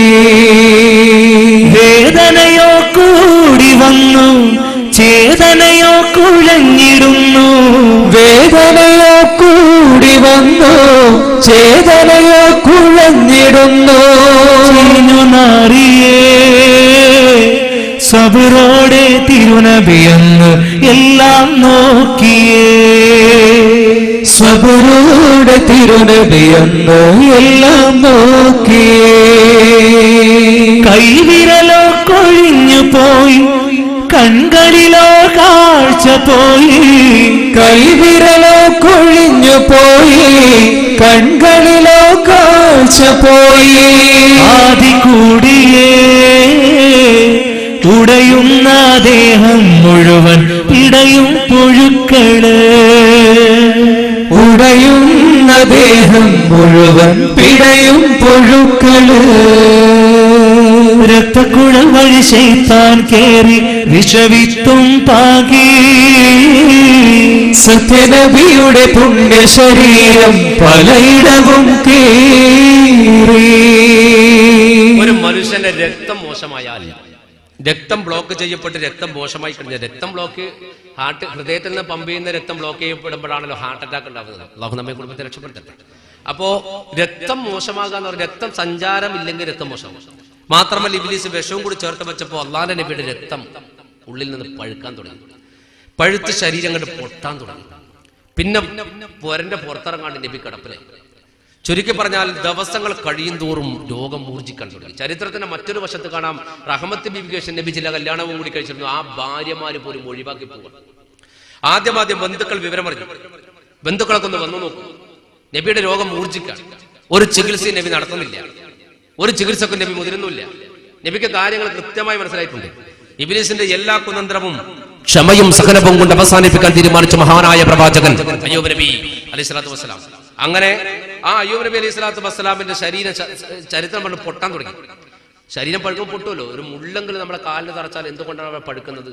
അത് ശരീരത്തിന് ആവശ്യമില്ലാതാകുമ്പോൾ പുറന്തള്ളാൻ അള്ളാഹു നൽകുന്ന പ്രതിരോധ ശക്തി കാരണമാണ് അവിടെ പഴുത്ത് പുറത്തേക്ക് പോകുന്നത്. പ്രതിരോധ ശക്തി അള്ളാഹു നൽകി. ഒരു മനുഷ്യൻ ഇതിനിടെ മൂത്രമൊഴിക്കാൻ ബുദ്ധിമുട്ടിയിട്ട് ആശുപത്രിയിൽ കൊണ്ടുപോയിട്ട് 22,000 രൂപ ചെലവാക്കി മൂത്രമെടുക്കാൻ അയാൾ പൊട്ടിക്കരഞ്ഞു കളഞ്ഞു ബെഡിൽ കിടന്നിട്ടു. 22,000 രൂപ ചെലവായതിന് എല്ലാവരും വിചാരിച്ചു പൈസയിലായിട്ടാണ് കാരണം. ചോദിച്ചപ്പോൾ പൈസയിലായിട്ടൊന്നല്ല അയാൾ പറഞ്ഞത്. അയാളോ എനിക്ക് പൈസന്റെ എല്ലാ പ്രശ്നം. ഒരു മൂത്രമെടുക്കാൻ 22,000 രൂപ എനിക്ക് ചെലവാണ്. ഈ കാലഘട്ടത്തിൽ എത്രയും ഒരു നായാ പൈസ കൊടുക്കാൻ ഞാൻ മൂത്രം ഒഴിച്ചല്ലോ, അതിന് അള്ളാഹുവിനോട് ഞാൻ എത്ര നന്ദി പറയേണ്ടി വരുമെന്ന മനുഷ്യൻ ചിന്തിച്ചുകൊണ്ട് കരഞ്ഞു. അവിടെ അങ്ങനെ ഒരു ചിന്തയിലേക്ക് നമ്മുടെ മനസ്സെത്തിക്കാൻ നമുക്ക് പറ്റുമെങ്കിൽ അള്ളാഹു നമുക്ക് തൗഫീഖ് നൽകട്ടെ. പ്രതിരോധ ശക്തി അള്ളാഹു നൽകും. അതുകൊണ്ടാണ് ശരീരം പഴുക്കുന്നത്, പൊട്ടുന്നത്. അങ്ങനെ പൊട്ടി പൊട്ടി പൊട്ടി ചരിത്രത്തിൽ പറഞ്ഞു കൈവരലും കാൽവരൊക്കെ മുറിഞ്ഞു വീഴാൻ തുടങ്ങി. പഴുത്തിട്ട് മുറിഞ്ഞു വീഴാൻ തുടങ്ങി. കണ്ണിന്റെ കാഴ്ച പോയി ചെവി അല്പം കേൾക്കും. കണ്ണിന് കാഴ്ചയില്ല. നാവും കൽബുമല്ലാത്ത സകല ഭാഗങ്ങളിലേക്കും പുഴുക്കൾ അരിച്ചിറങ്ങാൻ തുടങ്ങി. ആ സമയത്തൊക്കെ അല്ലാഹുവിന്റെ പ്രവാചകൻ പറയും സുബ്ഹാനല്ലാഹ് വൽഹംദുലില്ലാഹ് വലാ ഇലാഹ ഇല്ലല്ലാഹു വല്ലാഹു അക്ബർ. ഈ ദിക്ർ ഇങ്ങനെ ചൊല്ലും അല്ലാഹുവിന്റെ നബി. ആ ദിക്ർ ചൊല്ലുന്ന നാവിലേക്കും സ്വരൂപിച്ചു കൂട്ടുന്ന കൽബിലേക്കും ഇബ്ലീസിന് പ്രവേശനം കിട്ടി. ഈ ചരിത്രത്തെ വിശകലനം ചെയ്തുകൊണ്ട് പണ്ഡിതന്മാർ പറയുന്ന ഒരു വാക്കുണ്ട്, സദാ ദിക്ർ ചൊല്ലുന്നവന്റെ നാക്കിലേക്ക് ക്യാൻസർ പോലും പടർന്നു വരൂല എന്ന് മഹാപണ്ഡിതന്മാർ ലോകത്ത് പഠിപ്പിക്കണം. ഈ ദിക്ർ ചൊല്ലുന്ന നാവിലേക്ക് ഇബ്ലീസിന് പ്രവേശിക്കാൻ പറ്റിയില്ല. അങ്ങനെ ശരീരമാസകല പഴുത്തു. മാസങ്ങൾ അല്ലാഹുവിന്റെ പ്രവാചകൻ ശയ്യാവലംബിയായി കിടന്നു. ഒരാൾ തിരിഞ്ഞു നോക്കിയില്ല. എല്ലാത്തിനും താങ്ങും തണലുമായി കൂടെ റഹ്മത്ത് ബീബി. ആ പെണ്ണ് മാത്രം. ബന്ധുക്കൾ പോലും വന്നില്ല. കുഷ്ഠരോഗമാണെന്ന് തെറ്റിദ്ധരിച്ചെല്ലാരും പോയി. മാസങ്ങളോളം ഈ മഹാവിപത്തിൽ കിടത്തി അല്ലാഹുവിന്റെ നബിയുടെ ശരീരത്തിൽ ഇബ്ലീസ് ഇറങ്ങി. നേരെ അങ്ങാടി പോയിട്ട് ഇബ്ലീസ് ഒരു ആണുങ്ങളുടെ കോലത്തിൽ പോയിട്ട് അങ്ങാടി പോയിട്ട് നിന്നിട്ട് വിളിച്ചു പറഞ്ഞു, നാട്ടുകാരെ, ഞാൻ കുറെ ദൂരെ നിന്ന് വരുന്നൊരു മനുഷ്യനാ, എനിക്ക് അല്ലാഹുവിന്റെ നബിനെ ഒന്ന് കാണണം, അയ്യൂബ് നബിയെ കാണണം. അപ്പൊ ചർച്ച തുടങ്ങിയടാ, അല്ലാഹുവിന്റെ നബി ഇപ്പൊ അവിടെ പോയി, കുറെ മാസമല്ല കാണാത്തത്. ഇവരിങ്ങനെ ചർച്ച നടത്തി പറഞ്ഞാൽ അല്ലാഹുവിന്റെ നബിയെ കുറച്ചു കാലമായി കാണാത്തത്. അപ്പൊ ഇവരെ ചിരിച്ചോണ്ട് പറഞ്ഞു, നിങ്ങളൊക്കെ വെട്ടികളാണ്, അയാൾ അല്ലാഹുവിന്റെ നബിയൊന്നുമല്ല. നാട്ടുകാർ കയ്യും കയറ്റിട്ട് പോയി പറയണത്. ഇസ്രായേലിൽ കോമാന്ന് സമയം വെച്ച് നിർമാറും. അടിക്കാൻ പോകുമ്പോ ഇബ്ലീസ് മനസ്സുകൊണ്ട് പറഞ്ഞു, അടിക്കാൻ തന്നെ കിട്ടൂല, എന്നാൽ ഞാൻ കുറച്ചു സമയത്ത് നിന്ന് തരാം. എന്നിട്ട് ഇബ്ലീസ് പറഞ്ഞോ, നിങ്ങൾ പറയുന്ന നബിയൊന്നുമല്ല അയാള്. നാട്ടുകാർ പറഞ്ഞു, എന്താണ് വൃത്തിയോട് പറഞ്ഞ നബിയല്ല. ആ നബിമാർക്ക് അല്ലാഹു ചില സിഫത്തുകൾ നൽകിയല്ലോ. ആ സിഫത്തിൽ പ്രധാനപ്പെട്ട ഒരു സിഫത്താണ് മാരകമായ, ജനങ്ങൾ കണ്ടാൽ വെറുക്കുന്ന പകർച്ചവ്യാധികളായ രോഗങ്ങൾ അല്ലാഹുവിന്റെ നബിക്ക് വരാൻ പാടില്ല. അവരോട് ശരിയാണ്. എന്നാൽ നിങ്ങൾ അല്ലാഹുവിന്റെ നബി എന്ന് പറഞ്ഞ മനുഷ്യൻ മാരക രോഗം പിടിച്ച് കിടക്കാണ്, പകർച്ചവ്യാധി. അപ്പോ ഇവർ പറഞ്ഞു, നീ തോന്നിയാസം വരുന്നു, തെളിവുണ്ട് കാണിച്ചു തരാം. തെളിവുണ്ട് കാണിച്ചു തരാം. പണ്ടൊരു കള്ളൂടിയൻ ഉണ്ടായിരുന്നു. ഈ കള്ളൂടിന്റെ പണി എന്താന്ന് പറഞ്ഞാല്, ഓന്റെ പണി എന്ന് പറഞ്ഞാൽ ഈ ബൾബ് ഇടുക, ഓപ്പറേറ്റർ പണിയാണ്. പിന്നെ മൈക്ക് ശരിയാക്കൂ, ട്യൂബ് കെട്ടു, പിന്നെ നീയല്ല ശംശയല്ല. ഓന്റെ മെയിൻ പരിപാടി കള്ളുടിയാണ്. കള്ളു കുടിച്ചിട്ട് പുറേ പോയിട്ട് കെട്ടിയൊക്കെ ശരിക്കും തല്ലു കൊടുക്കും. ഫ്രീ ആണ് കേട്ടോ, അടിക്കുന്ന പൈസ ഇല്ല. ഒരു ദിവസം ചങ്ങായി കള്ളും കുടിച്ച് പുറേ പോയിട്ട് ബാത്റൂമിന്റെ വാതിൽ തുറന്ന് മൂത്രമൊഴിച്ച് തിരിച്ചു ഒറ്റ അടി പെണ്ണുങ്ങളെ കണ്ടിന്. പെണ്ണുങ്ങൾ ചെന്ത മനുഷ്യ കള്ളു കുടിച്ച് തല്ലുന്നു. എടി, ഞാനിവിടെ ഇല്ലാത്ത സമയം ആരോ ഒരു പുതിയ ഇലക്ട്രീഷ്യനിടെ വന്നേ. ഇലക്ട്രീഷ്യനാ? ആ പറയടി, സത്യം പറയടി, എനിക്ക് ആരുമായിട്ടാ ബന്ധോ? പെണ്ണുങ്ങൾ കള്ളു കുടിച്ചിട്ട് തോന്നിയാസം പറയുന്നത് മക്കളാ മുന്നിൽ. അത് ശരി, എനിക്ക് തോന്നിയാസം ചെയ്യാൻ എനിക്ക് പറഞ്ഞുകൂടാ. പറയടി, ആരാടി വന്നത്? പെണ്ണുങ്ങൾ എന്ത് കണ്ടിട്ട് ഞങ്ങൾ പറഞ്ഞത്? തെളിവുണ്ടടി. ഞാൻ ആ ബാത്റൂമിൽ ഡോർ ഓർത്തിട്ട് മൂത്രമൊഴിക്കാൻ പോകുമ്പോൾ അതിന്റെ അടുത്ത് ബൾബ് കത്തുന്നു. എന്നിട്ട് മൂത്രമൊഴിച്ചിട്ട് ഡോർ അടക്കുമ്പോൾ ബൾബ് ഓഫ് ആകും.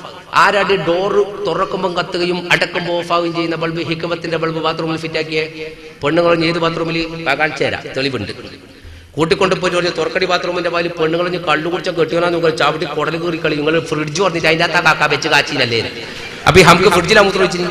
കള്ളു കുടിച്ചാൽ പിന്നെ എവിടെയാ വെച്ചുകൂടാത്? അതാ വാതിൽ ഓർക്കുമ്പോൾ ബൾബ് കത്തുന്നു. അതുപോലെ ഇബ്ലീസ് പറയുന്നത് തെളിവുണ്ട് കാണിച്ചു തരാം, തെളിവുണ്ട് കാണിച്ചു തരാൻ കൂട്ടിക്കൊണ്ട് പോയിട്ട് അല്ലാഹുവിന്റെ നബിയുടെ വീട്ടിന്റെ മുറ്റത്ത് നിർത്തി. ആ സമയത്ത് അകത്തെന്താ പണി? റഹ്മത്ത് ബീബി അല്ലാഹുവിന്റെ പ്രവാചകനോട് പറഞ്ഞു, ചികിത്സിക്കണ്ടേ? വേണ്ട പെണ്ണേ, ചികിത്സകൻ, ഏറ്റവും നല്ല ചികിത്സകൻ മേലെയുണ്ടല്ലോ. രോഗം തന്നവനെ ചികിത്സിക്കാനാകൂ. രോഗം തന്നവൻ വിചാരിച്ചാലേ രോഗം മാറൂ. അതുകൊണ്ട് അവൻ മാറ്റും. അതുവരെ ഞാനിത് സഹിക്കും. ക്ഷമ കൊണ്ട് ഞാൻ റബ്ബിന്റെ മാർഗത്തിലേക്ക് കടന്നു പോകും. അതുകൊണ്ട് ചികിത്സ വേണ്ട, അല്ലാഹ് മാറ്റിത്തരും. അപ്പൊ ഈ രോഗം പുഴുക്കൾ ഇങ്ങനെ കയറിയിട്ട് ശരീരം പഴുത്തിട്ട് നല്ല വേദന ഉണ്ടെന്ന് അറിയാം. അതുകൊണ്ട് റഹ്മത്ത് വെള്ളം തിളപ്പിച്ചു. വെള്ളം തിളപ്പിച്ചിട്ട് ആ തിളച്ച വെള്ളത്തിൽ ശീലമുക്കിയിട്ട് ഇങ്ങനെ തുടച്ചു കൊടുക്കാൻ. ശരീരത്തിൽ പുഴുക്കളൊന്ന് കരിയട്ടെ, പഴുപ്പൊന്ന് പോട്ടെ, വേദന കുറച്ച് ക്ഷമിക്കട്ടെ. ഇങ്ങനെ ചെയ്തോണ്ടിരിക്കുമ്പോ പുറത്തുനിന്നൊരു വിളി, നബിയേ. 2-3 വട്ടം വിളിച്ചപ്പോ അല്ലാഹുവിന്റെ നബി ചെവി കേൾക്കും, കണ്ണാണില്ല. നബി റഹ്മത്തിനോട് ചോദിച്ചു, റഹ്മത്ത് ആരോ പുറത്ത് വിളിക്കണ്ടല്ലോ. ആ ഞാൻ കേൾക്കുന്നുണ്ട്, നിങ്ങളൊന്നും പറയാത്തോണ്ടാ ഞാൻ നോക്കാത്തെ, ഒന്ന് നോക്കുന്നു. റഹ്മത്ത് നോക്കിയിട്ട് പറഞ്ഞ്, ഒരു ചെറുപ്പക്കാരന്റെ നേതൃത്വത്തിൽ കുറെ മനുഷ്യന്മാർ വന്നിട്ടുണ്ടെന്ന്. അപ്പൊ നബി ഒന്ന് പുഞ്ചിരിച്ചോണ്ട് പറഞ്ഞ്, അവരാവശ്യം എന്താന്ന് ചോദിക്കുന്നു. റഹ്മത്ത് ഒരു മൂടുപടം എടുത്ത് പുറത്തിറങ്ങിയിട്ട് ചോദിച്ചു, എന്തിനാ നിങ്ങൾ വന്നത്? അപ്പൊ ഈ ചെറുപ്പക്കാരൻ ഇബ്ലീസാണ്. മൂപ്പര് തുടങ്ങി, നബിയുണ്ടോ വീട്ടില്? നബിയുണ്ട്. അന്ന് പുറത്തിറങ്ങാൻ പറ, കാണാനാണ്. നബിക്ക് ഇറങ്ങാൻ പറ്റൂല. എന്തേ? സുഖമില്ല മൂപ്പർക്ക്. എന്താ രോഗം? പനിയാണോ? പനിയൊന്നുമല്ല, പിന്നെ നബിയുടെ ശരീരം കുറച്ച് പഴുത്ത് പൊട്ടി പൊളിഞ്ഞു പോയിട്ടുണ്ട്. അപ്പൊ ഇബ്ലീസ് ആവേശത്തോടെ ചോദിച്ചു, ശരീരം മുഴുവനും പുഴുക്കൾ കയറിയിട്ടുണ്ടോ? കുറച്ചൊക്കെ ഉണ്ട്. കണ്ണിന്റെ കാഴ്ച പോയോ? കാഴ്ച പോയി. കൈവിരലും കാൽവിരലും മുറിഞ്ഞു വീണിട്ടുണ്ടോ? ചിലതൊക്കെ മുറിഞ്ഞു വീണിട്ടുണ്ട്. ഇബ്ലീസ് പറഞ്ഞതിന് കൃത്യമായ മറുപടി റഹ്മത്ത് പറഞ്ഞപ്പോ ഇബ്ലീസ് തിരിഞ്ഞ് നാട്ടുകാരോട് പറഞ്ഞു, ഹേയ് കേട്ടില്ലടാ, ഞാൻ പറഞ്ഞതല്ല. നാട്ടാരെ അറിഞ്ഞിടണേ വിശേഷങ്ങൾ, അയ്യൂബിൻ രോഗം ഇവിടം പകരും നിങ്ങൾക്കും പറയാം, പകരും നിങ്ങൾക്കും. അവനൊരു നബിയല്ല, കേൾക്ക് തെളിവാണിവയില്ല. ദേഹം പൊട്ടിയൊലിക്കണ കുഷ്ഠം പകരും കെട്ടിയ പെണ്ണിനും കഷ്ടം, പ്രതിവിധിയില്ലെങ്കിൽ നിങ്ങൾക്കും നഷ്ടം. ദേഹം പൊട്ടിയൊലിക്കണ കുഷ്ഠം പകരും കെട്ടിയ പെണ്ണിനും കഷ്ടം, പ്രതിവിധിയില്ലെങ്കിൽ നിങ്ങൾക്കു നഷ്ടം. റഹ്മത്തോട് നാട്ടാരും ചെന്നങ്ങ് പറയുന്നു, അയ്യൂബ് നബിയാണെങ്കിൽ പ്രാർത്ഥന ചെയ്തൂടെ, അല്ല രോഗം മാറ്റില്ലേ. ബീബിയുമോതുന്നേ രോഗം പകരുകയില്ലെന്നേ. ന്യായങ്ങൾ കേൾക്കേണ്ട, ഈ നാട്ടിൽ നിൽക്കേണ്ട, അയ്യൂബും നീയും ഉടനെ പോണം ദൂരേക്ക്, പറയാം ഇവിടം കാണരുത്. ബീബിയുമേ നബിയെ താങ്ങിയെടുക്കുന്നേ. രോഗലക്ഷണങ്ങൾ ഭാര്യയുടെ നാവിൽ നിന്ന് തന്നെ പുറത്തേക്ക് കൊണ്ടുവന്നിട്ട് ഇബ്ലീസ് നാട്ടുകാരോട് പറഞ്ഞു, കേട്ടില്ലേ, ഞാൻ പറഞ്ഞല്ലോ. കൂടെ കിടക്കുന്ന ഒരു പെണ്ണാണ് ഭർത്താവിന് രോഗം പറയണത്. ആ രോഗത്തിന്റെ ലക്ഷണം കേട്ടിട്ട് ഏത് രോഗമാ? അവര് പറഞ്ഞു, രോഗത്തിന്റെ ലക്ഷണം കേട്ട് കുഷ്ഠരോഗമാണ്. ആണല്ലോ. കുഷ്ഠരോഗം നബിമാർക്ക് വരാൻ പറഞ്ഞോ? ഇല്ല. അപ്പൊ നിങ്ങൾ അയ്യൂബ് നബി എന്ന് പറഞ്ഞ മനുഷ്യൻ നബിയാണോ? അല്ല. ജനങ്ങളെ കൊണ്ട് എന്നാട്ട് പറയിപ്പിച്ചു. അപ്പൊ ചിലയാൾക്ക് അത് ഇഷ്ടപ്പെടില്ല. ചിലയാൾ പറഞ്ഞു മുണ്ടെടുക്കടാ, അല്ലാഹുവിന്റെ നബി നബി തന്നെയാണ്, രോഗം വന്ന വേറെന്തോ കാരണത്താൽ. അപ്പൊ വേറെ ആൾ പറഞ്ഞു മുണ്ടെടുക്കടാ, അനങ്ങാണ്ട് ഈ രോഗം വന്നാ നബി നബി അല്ലടാ. അങ്ങനത്തെ ആർക്കും നബിമാർക്ക് രോഗം വരൂല. രണ്ടു കൂട്ടർ തർക്കം തുടങ്ങി. ഇബ്ലീസ് സെൻട്രലിൽ കയറി പറഞ്ഞു, തർക്കിക്കാൻ പാടില്ല, തർക്കം ഇബ്ലീസിന്റെ മാർഗത്തിൽപ്പെട്ടതാണ്, നിങ്ങളെ കൽബിന്റെ അകത്ത് ഇബ്ലീസ് കയറിയിട്ടുണ്ട്. ആര് പറയുന്നു? ഇബ്ലീസ്. ഇതെന്തൊരു സാധന, എന്നെ നോക്കി വെച്ചിട്ട് വിൽക്കാൻ കാണിച്ചു തരാതുണ്ട്. അവല്ല സംഭവമാണ്. ജനങ്ങൾ മേലോട്ട് നോക്കിയിരുന്നു. എന്നിട്ട് ഇബ്ലീസ് പറഞ്ഞു, നിങ്ങൾ തർക്കിക്കണ്ട, ഞാൻ കാര്യം പറയാം. ഈ മാരക രോഗം നാട്ടിൽ പകരുന്നതിന്റെ മുമ്പ് നാട് രക്ഷപ്പെടുത്തണം, അതിനത് മാർഗം നോക്കാൻ. എന്താന്ന് വെച്ചു. അപ്പൊ പറഞ്ഞു, റഹ്മത്തോട് ഇബ്ലീസ് പറയാണ്, പെണ്ണെ, നീ ചെറിയ മോളാ, സൗന്ദര്യത്തിനൊരു കുറവൊന്നും എനിക്കില്ല, ഉറപ്പാ. കുട്ടികൾ മരിച്ചുകൊണ്ട് ഒറ്റത്തടിയാവും ചെയ്തു. അതുകൊണ്ട് നീ വേറെ മംഗലം കഴിച്ച് ജീവിച്ചോ. നിന്റെ ജീവിത നിവൃത്തി ഇയാളുടെ കൂടെ ജീവിച്ച് തീർക്കണ്ട. നിന്റെ ഭർത്താവിന് ഇങ്ങതാ റഹ്മത്ത് ചെന്തിന് ആ ഭർത്താവിന്റെ രോഗമേ നാട്ടിൽ പകരുന്നതിന്റെ മുമ്പ് കൊന്നു കുഴിച്ചിടാൻ. അപ്പൊ റഹ്മത്ത് ഞെട്ടിയിട്ട് പറഞ്ഞു, എന്റെ ഭർത്താവിന് പകർച്ചവ്യാധിയല്ല. പകർച്ചവ്യാധിയാണെങ്കിൽ ആദ്യം പകരേണ്ടതാർക്കാ? കൂടെ കിടക്കുന്ന എനിക്കല്ലേ. 3-4 മാസമായി കൂടെ കിടക്കുന്ന എനിക്ക് ആ രോഗമില്ലല്ലോ, പിന്നെ എങ്ങനെ നിങ്ങൾക്ക് പകരുക? ഇബ്ലീസ് പറഞ്ഞു, ന്യായവാദങ്ങളൊന്നും എനിക്ക് കണ്ട, നീ ബേഗിന്റെ ഭർത്താവിനെ വെച്ച് സ്ഥലം വിട്ടോ, കൊല്ലു. അപ്പൊ റഹ്മത്ത് പറഞ്ഞു, ഒരു കാര്യം ചെയ്യാം, എന്റെ ഭർത്താവ് ഈ നാട്ടിൽ നിന്നാൽ നിങ്ങൾക്ക് വിഷമമുള്ളൂ, രോഗം പകരാൻ പ്രശ്നമുള്ളൂ, ഞാൻ എന്റെ ഭർത്താവിനടുത്ത് നാട് വിട്ടോളാം. നാട് വിട്ട് നിങ്ങൾക്ക് വിഷമമില്ലല്ലോ. അപ്പൊ ചില ആൾ പറഞ്ഞു, ആ പെണ്ണ് പറഞ്ഞതിൽ കാര്യം ഉണ്ടോ? ഒരു മനുഷ്യനെ അങ്ങനെ പെട്ടെന്ന് കൊല്ലാൻ പറ്റൂല. മോളൊരു കാര്യം ചെയ്യും, നേരം വെളുക്കുന്നതിന് മുമ്പ് നാട് വിട്ടോ. കാരണം ഇപ്പൊ കുറച്ചാളെ അറിയൂ. പിന്നെ നാളെ കുറെ ആൾക്കാരൊക്കെ വന്ന് അടിച്ചു കൊല്ലുകയൊക്കെ ചെയ്തിട്ട് നമ്മളോട് ചോദിച്ചിട്ട് കാര്യമില്ല. നേരം വെളുക്കുന്നതിന് മുമ്പ് നാട് വിട്ടോ. നാട്ടുകാർ സംഭവിച്ചപ്പോ ഇബ്ലീസ് നാട്ടുകാരോട്, നിങ്ങൾ എന്ത് ഭർത്താന മനുഷ്യന്മാരെ പറഞ്ഞത്? വേറെ നാട്ടിൽ ആ മനുഷ്യനെ കൊണ്ടുപോയ വേറെ നാട്ടുകാർക്ക് രോഗം പിടിക്കൂലേ? അപ്പൊ ഈ നാട്ടുകാർ പറഞ്ഞു, വേറെ നാട്ടുകാർക്ക് രോഗം പിടിച്ചു, എനിക്കെന്താടാ വിരാന്ത, അത് അവര് പോയിക്കോളൂ, ഞാൻ കണ്ടു തോന്നുന്നു. ഇവരെ തർക്കത്തിനിടയിൽ റഹ്മത്തിന്റെ അകത്തേക്ക് കയറി. ഇബ്ലീസ് കണ്ടപ്പോ വിളിച്ചു, ദേ പെണ്ണേ, പെണ്ണെ പെണ്ണേ, ഇത് ഭ്രാന്തല്ലയോ, ഗുണമുള്ള വാക്കൊട്ടും കേൾക്കുകയില്ലെന്നോ. പെണ്ണെ പെണ്ണേ, ഇത് ഭ്രാന്തല്ലയോ, ഗുണമുള്ള വാക്കൊട്ടും കേൾക്കുകയില്ലെന്നോ. അയ്യൂബിൻ മാറാവ്യാധിക്ക് വിടമരുന്നില്ല, അറിയണം നിൻ പ്രിയ തോഴൻ സത്യനബിയല്ല. കേൾക്കുനീ ഓർക്കുനീ വാക്കിൻ പൊരുള്, കേൾക്കുനീ ഓർക്കുനീ വാക്കിൻ പൊരുള്. പെണ്ണെ പെണ്ണെ, ഇത് ഭ്രാന്തല്ലയോ, ഗുണമുള്ള വാക്കൊട്ടും കേൾക്കുകയില്ലെന്നോ. നൽകണം അവനു ദയാവധം, പുൽകേണം അവൻ കബറാവിധം നൽകേണം അവന് ദയാവധം പുൽകേണം അവൻ കബറാവിധം ഇതു കേട്ട നേരം ബീബി ക്രോധത്താൽ ചൊല്ലി ഹിദ്മത്ത് ചെയ്യും നബിയെ ഞാനെൻ മൗത്തോളം ഈ നാട്ടിൽ നിൽക്കില്ല നിങ്ങൾക്കതുപോലെ ഈ നാട്ടിൽ നിൽക്കില്ല നിങ്ങൾക്കതുപോലെ പെണ്ണെ പെണ്ണെ ഇത് ഭ്രാന്തല്ലയോ ഗുണമുള്ള വാക്കൊട്ടും കേൾക്കുകയില്ലെന്നോ പെണ്ണെ പെണ്ണെ ഇത് ഭ്രാന്തല്ലയോ ഗുണമുള്ള വാക്കൊട്ടും കേൾക്കുകയില്ലെന്നോ.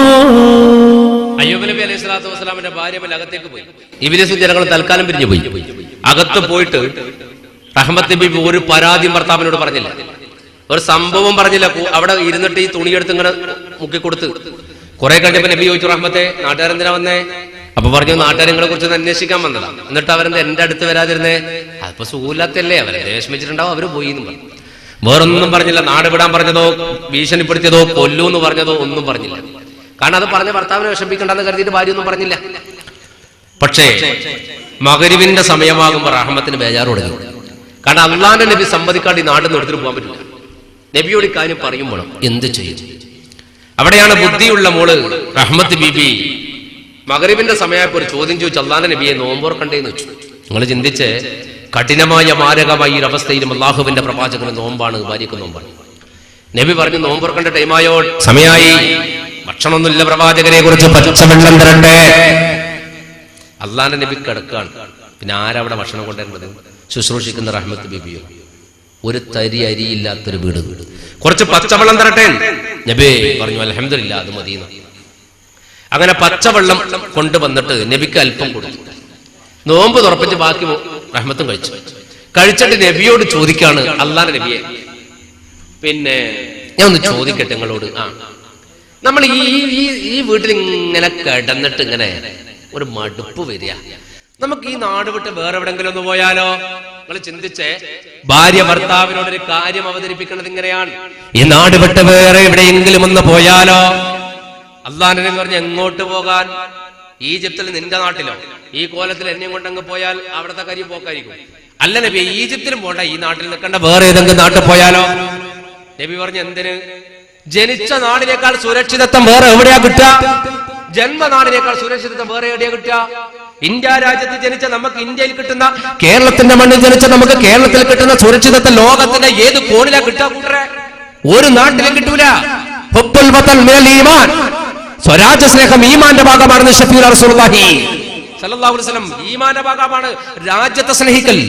ഈ രാജ്യത്തെ സ്നേഹിക്കേണ്ടത് ജീവിച്ച അല്ലെങ്കിൽ ജനിച്ചു വീണ പെറ്റു വീണ മണ്ണിൽ, ഈ മണ്ണിനോട് ഒട്ടിച്ചേർന്ന് കിടക്കേണ്ടവരാ നമ്മൾ. മറ്റൊരു മതത്തിനും അവകാശപ്പെടാനാവില്ല ഈ മണ്ണിനോട് ഒട്ടിച്ചേർന്ന് കിടക്കുമെന്ന്. നമുക്ക് അവകാശപ്പെടാം, നമ്മൾ ഈ മണ്ണിനോട് ഒട്ടിച്ചേർന്ന് കിടക്കുമെന്ന്. കാരണം നമ്മളെ മണ്ണിലേക്കാ കൊണ്ടുവെക്കുക. ക്രിസ്തീയ സമൂഹത്തെ പെട്ടിയിലാക്കിയാ കൊണ്ടുവെക്കുക, ഹിന്ദു സമൂഹത്തെ കത്തിച്ച് ചാമ്പലാക്കുക. അതോടെ നമുക്ക് അവകാശപ്പെടാം, ജനിച്ച മണ്ണിനോട് ഒട്ടിച്ചേർന്ന് കിടക്കും നമ്മൾ. ഖിയാമത്ത് നാളിന്റെ ഘട്ടം വരെ അള്ളാഹു ഈമാനോടെ കിടക്കാനുള്ള ഭാഗ്യം നൽകുമാറാകട്ടെ. ഇവിടെ നിങ്ങൾ ചിന്തിച്ചോ, ഈ രാജ്യത്തെക്കാൾ ഏറ്റവും നല്ല മണ്ണേതാ ഉള്ളത്? അതുകൊണ്ട് ഇവിടെ കൂടാം. അഹ്മദ് പറഞ്ഞു, വേണ്ട നബിയെ, നമ്മളെ കൊണ്ട് ജനങ്ങൾക്ക് ചില വിഷമങ്ങളുണ്ട്, അതുകൊണ്ട് നമുക്ക് പോകാമെന്ന്. അത് പറഞ്ഞപ്പോ അല്ലാഹുവിന്റെ നബി പറഞ്ഞു, നമ്മളെ കൊണ്ട് എന്ത് വിഷമ ജനങ്ങൾക്ക്? എന്തുകൊണ്ട് നബി, നമുക്ക് പോകാന്നിട്ട് ഒറ്റ കരച്ചില. കരഞ്ഞപ്പോ നബി ചോദിച്ചു, റഹ്മത്ത് നീ കരയണ്ട, നേരം വെളുക്കുന്നതിന്റെ മുമ്പ് എന്നെ എടുത്ത് നാട് വിട്ടോളണം, ഇല്ലെങ്കിൽ എന്നെ കൊല്ലുമെന്ന് നാട്ടുകാരനെ ഭീഷണിപ്പെടുത്തിയിട്ടുണ്ടല്ലേ. കണ്ണ് കാണലേ കുറവുള്ളൂ എനിക്ക്, ചെവി അല്പം കേൾക്കാലോ. അവരവിടുന്ന് പറയുന്നത് ഞാൻ ഇവിടുന്ന് കേട്ടിട്ടുണ്ട്. ഞാൻ എന്തുകൊണ്ടാ എന്നോട് ചോദിക്കാതിരുന്നേന്നറിയോ? ഞാൻ വിഷമിക്കണ്ടെന്ന് കണക്കൂട്ടിയിട്ടല്ലേ നീ അത് പറയാതിരുന്നേ? അപ്പൊ അത് ചോദിച്ചാൽ നീ വിഷമിക്കുമെന്ന് കണക്കൂട്ടിട്ട് ഞാൻ ചോദിച്ചില്ല. ഭാര്യ ഭർത്താവ് ഇങ്ങനെയാവണം, ഇതാണ് ഭാര്യ, ഇതാണ് ഭർത്താവ്. പറഞ്ഞാ വിഷമിക്കുമെന്ന് കണക്കൂട്ടിട്ട് പറഞ്ഞില്ല, ചോദിച്ചാ വിഷമിക്കൂട്ടെന്ന് വെച്ചാൽ ഭർത്താവ് അങ്ങോട്ട് ചോദിച്ചില്ല. അതാണ് ഭാര്യ ഭർത്താവ്. അല്ലാഹു ആ കോലത്തിൽ നമ്മെ ആക്കി തരുമാറാകട്ടെ. എന്നിട്ട് റഹ്മത്ത് ബീബിയോട് പറഞ്ഞു, നീ പറയുന്ന പോലെ പോകാൻ തുനിഞ്ഞാൽ എങ്ങനെയാ പോവുക? നീ കൈകൊണ്ട് എന്റെ തല പൊക്കിയ തല അങ്ങനെ പൊങ്ങും, നീ കൈ വലിച്ചാൽ തല അങ്ങ് പോകും. ഒന്ന് എഴുന്നേറ്റ് നിൽക്കാൻ പോലും എന്നെ കൊണ്ട് പറ്റൂല. ഒരൊട്ടകവും ഒരാളും യാത്ര ചെയ്യാൻ തരൂല. അപ്പൊ റഹ്മത്ത് പറഞ്ഞു, ഒരുത്തന്റെ ഒട്ടകവും നമുക്ക് വേണ്ട പ്രവാചകരെ. പിന്നെ ഞാൻ നിങ്ങളെ എന്റെ മുതുകത്ത് ചുമന്നു കൊണ്ടുപോകും റഹ്മത്തെ. അത് നിന്റെ ആവേശമാണ് നിന്നെ പറയിക്കണത്. എന്നെ എടുത്ത് മുതുകത്ത് ചുമന്നു കൊണ്ടുപോകാൻ തുടങ്ങിയാൽ കുറച്ചൊക്കെ നീ നടക്കും. പിന്നെ നിനക്ക് ഞാനൊരു ഭാരമാണെന്ന് തോന്നും. ഞാനൊരു ഭാരമാണെന്ന് നിനക്ക് തോന്നിയാൽ ഞാൻ അല്ലാഹുവിനോട് മറുപടി പറയേണ്ടി വരും. അതുകൊണ്ടത് വേണ്ട. ഇല്ല നബിയെ, ഒരിക്കലും നിങ്ങൾ എനിക്കൊരു ഭാരമാണെന്ന് ഞാൻ തോന്നൂല, എനിക്ക് തോന്നൂല, നിങ്ങൾ സമ്മതിക്കണോ? അപ്പൻ നബി പറഞ്ഞു, നിന്നെ ഞാൻ വിഷമിക്കണില്ല, നിനക്കതാണ് താല്പര്യമെങ്കിൽ നിനക്ക് എന്നെ കൊണ്ടുപോകാം ഇൻഷാ അല്ലാഹ്. അള്ളാഹുവിന്റെ വിധി പോലെ വരും.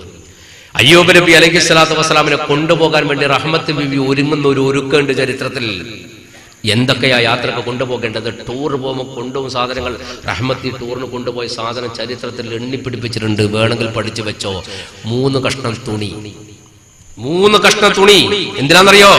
രോഗം പിടിച്ച ഭർത്താവിനെ കൊണ്ടുപോണത്. ഏതെങ്കിലും മരുപ്പറമ്പിലോ റോഡിന്റെ മേലെയോ തന്റെ ഭർത്താവ് മരിച്ചുപോയാൽ ആരാന്റെ വീട്ടിലേക്ക് കഫം പുടവക്ക് കയറിപ്പോകേണ്ട ഗതികേട് വരരുതെന്ന് കണക്ക് കൂട്ടിയിട്ട് ഭർത്താവിന് 3 കഷ്ണം തുണി ഒരുക്കി വെച്ചു. ആദ്യം പഴയ കാലത്ത് ഹജ്ജിന് പോകുമ്പോ ആൾക്കാർ ആദ്യം ഹജ്ജിന്റെ പെട്ടിയിലെടുത്ത് നിറക്കുന്ന സാധനം 3 കഷ്ണം തുണി. പെണ്ണുങ്ങളാകെ 3 കഷ്ണം തുണി നിസ്കാരക്കുപ്പായി കൊടുത്തു വെക്കൂ. മരിക്കാനുള്ള പോക്കാ തിരിച്ചു വരരുത്, തിരിച്ചു വരില്ല എന്നൊരു വല്ലാത്ത വിശ്വാസത്തോടെയാണ് ആ കാലത്ത് ഹജ്ജിന് പോയത്. എന്നാൽ ഈ കാലത്ത് ഹജ്ജിന് പോണ പോക്ക് എങ്ങനെയാ? എയർപോർട്ടിൽ നിന്ന് ഒരു പെണ്ണുങ്ങളുടെ ബാഗ് പൊട്ടി. ഞാൻ യാത്രയാക്കാൻ പോയപ്പോ കണ്ട സാധനം അതിന്റെ അകത്ത് പുറത്തേക്ക് വന്ന് അരിപ്പൊടി, മല്ലിപ്പൊടി, തേങ്ങ, മിച്ചർ, ഹലുവ, കൂന്തി, ബിസ്ക്കറ്റ്, കേക്ക്. ഞാൻ ചോദിച്ചു, അല്ല ഉമ്മ ഹജ്ജിന് പോകുന്ന അറഫയിൽ കച്ചവടത്തിന് പോന്നേ? എന്തല്ല സാധനോ? ഹജ്ജ് ത്യാഗമാണ്, ത്യാഗമാണ് ഹജ്ജ്. കുടിവെള്ളം കിട്ടാതെ സഫാ മറുവക്കടയിൽ ഓടിയ ഹാജറിന്റെ കഥ പറയുന്ന രംഗമാണ് ഹജ്ജ്. ഖലീലുല്ലാഹ് ഇബ്രാഹിം നബി അലൈഹി സ്വലാത്തു മരുപ്പറമ്പിൽ ഭാര്യ മകനെ കൊണ്ടിരുത്തിയിട്ട് തിരിച്ചുപോയ കർമ്മമാണ് ഹജ്ജ്. ആ ഹജ്ജിൽ നിന്ന് ഇവിടെ നിന്ന് കേറുക, അവിടെ ഇറങ്ങുക, ചെയ്യാ തിരിച്ച് നല്ലോണം ബിരിയാണി അടിച്ച് തിരിച്ച് നാട്ടിലേക്ക് വരിക. അള്ളാഹു യഥാർത്ഥ ഹജ്ജ് ചെയ്യാൻ നമുക്ക് ഭാഗ്യം നൽകുമാറാകട്ടെ. ഇവിടെ നിങ്ങൾ ഈ വസ്ത്രം എടുത്തു വെച്ച് 3 വർഷം തുണി, എന്നിട്ട് വെള്ളം കോരാൻ ഒരു പാത്രം, അതിന്റെ തുഞ്ചത്ത് കെട്ടാൻ ഒരു കയറ്, ഇതേ റഹ്മത്ത് കൊണ്ടുപോയിട്ടുള്ളൂ. അതൊരു തുണിക്കകത്ത് കെട്ടിയിട്ട് ബാണിൽ തൂക്കിയിട്ട് സന്ധ്യക്ക് ശേഷം തന്റെ ഭർത്താവിനെ മറ്റൊരു തുണിയിൽ പൊതിഞ്ഞെടുത്തു ചുമലിലേക്ക്. അള്ളാഹുവിന്റെ നബി ചുമലിൽ വെച്ചിട്ട് ഇറങ്ങുമ്പോൾ നബി പറഞ്ഞു, റഹ്മത്തെ എന്റെ ബന്ധുക്കളുടെ വീട്ടിൽ കൊണ്ടോ, എനിക്ക് അവരോട് യാത്ര പറയണം. കൊണ്ടുപോയി റഹ്മത്ത് ബിബി ബന്ധുക്കളുടെ വീട്ടിലേക്ക് കൊണ്ടുപോയി. തിരിഞ്ഞു നോക്കാത്ത ബന്ധുക്കളുടെ വീട്ടിന്റെ മുറ്റത്തേക്ക് കാണുമ്പോ കൊട്ടിയടക്കപ്പെടുന്ന വാതിലുകൾക്ക് മുന്നിലേക്ക്, ഇനി നിങ്ങളെ ഞാൻ കൊണ്ടുപോകണോ? നിങ്ങൾ സമ്മതിച്ചാൽ ഞാൻ എന്റെ വഴിക്ക് കൊണ്ടുപോയിക്കോളും. നബി പറഞ്ഞു, റഹ്മത്തെ ആരെങ്കിലും നാളെയോ മറ്റന്നാളോ എന്റെ വീട്ടിൽ വന്നാൽ, നമ്മുടെ വീട്ടിൽ വന്നാൽ, നമ്മൾ അവിടെ നിന്ന് ബീരുവായിട്ട് വർത്താനം പോലും പറയാണ്ട് യാത്ര ചോദിക്കാണ്ട് മുങ്ങിപ്പോയവരെന്ന ബീരുക്കൾ എന്ന് ഈ നാട്ടുകാരും ബന്ധുക്കളും പറയരുത്. അതുകൊണ്ടാണ് ഞാൻ യാത്ര പറയാൻ വേണ്ടി വന്നത്. എന്നെ കാണുമ്പോ വാതിലടച്ചാ പിന്നെ അവരോട് എന്ത് യാത്ര പറയാനുള്ളത്? നിനക്കെന്നെ കൊണ്ടുപോകാം. റഹ്മത്തൊന്ന് ഒരുങ്ങി കൂട്ടരെ. ചരിത്രത്തിൽ ഒരു ഭാര്യ നിങ്ങൾക്ക് ഇങ്ങനെ കാണാനാവില്ല. ഒരു ചരിത്രത്തിലും ഇതുപോലെ ഒരു ഭാര്യയില്ല. ഒരു കുരുക്ഷേത്ര യുദ്ധഭൂമിയിലും ഒരുത്തരെയും എടുത്തു ചുമന്ന ഒരു ഭാര്യ ഇങ്ങനെയില്ല. ഒരു ഇതിഹാസങ്ങളിലും ഒരു പുരാണങ്ങളിലും ഇങ്ങനെ ഒരു ഭാര്യയില്ല. ഭാര്യ എന്ന മലയാള പദത്തിന് ശബ്ദധാരാവലി പോലെയുള്ള നിഘണ്ടുവിൽ അർത്ഥം കണ്ടുപിടിക്കാൻ അറിയുന്നവൻ അർത്ഥം കണ്ടുപിടിച്ചാൽ നിങ്ങൾക്കൊരർത്ഥം കണ്ടെത്താൻ പറ്റും. എന്താണ് അർത്ഥം? ഭർത്താവിന്റെ ഭാരം ചുമക്കുന്നവൾ എന്നാണ് ഭാര്യ എന്ന മലയാള പദത്തിന്റെ മറ്റൊരു ആന്തരിക അർത്ഥം. അങ്ങനെയാണെങ്കിൽ ചരിത്രത്തിൽ ഒറ്റ ഭാര്യ ഉണ്ടാകും, ഒരു ഭാര്യ. അത് യൂസുഫ് നബിയുടെ മകന്റെ മകളായ റഹ്മത്ത് ബിബി എന്ന അയ്യൂബ് നബിയുടെ ഭാര്യയാകും. സ്വന്തം ഭർത്താവിനെ മുതുകിലേക്കിട്ട് ഒരു രാത്രിക്ക് രാപ്രയാണത്തിന് തുടക്കം കുറിച്ച്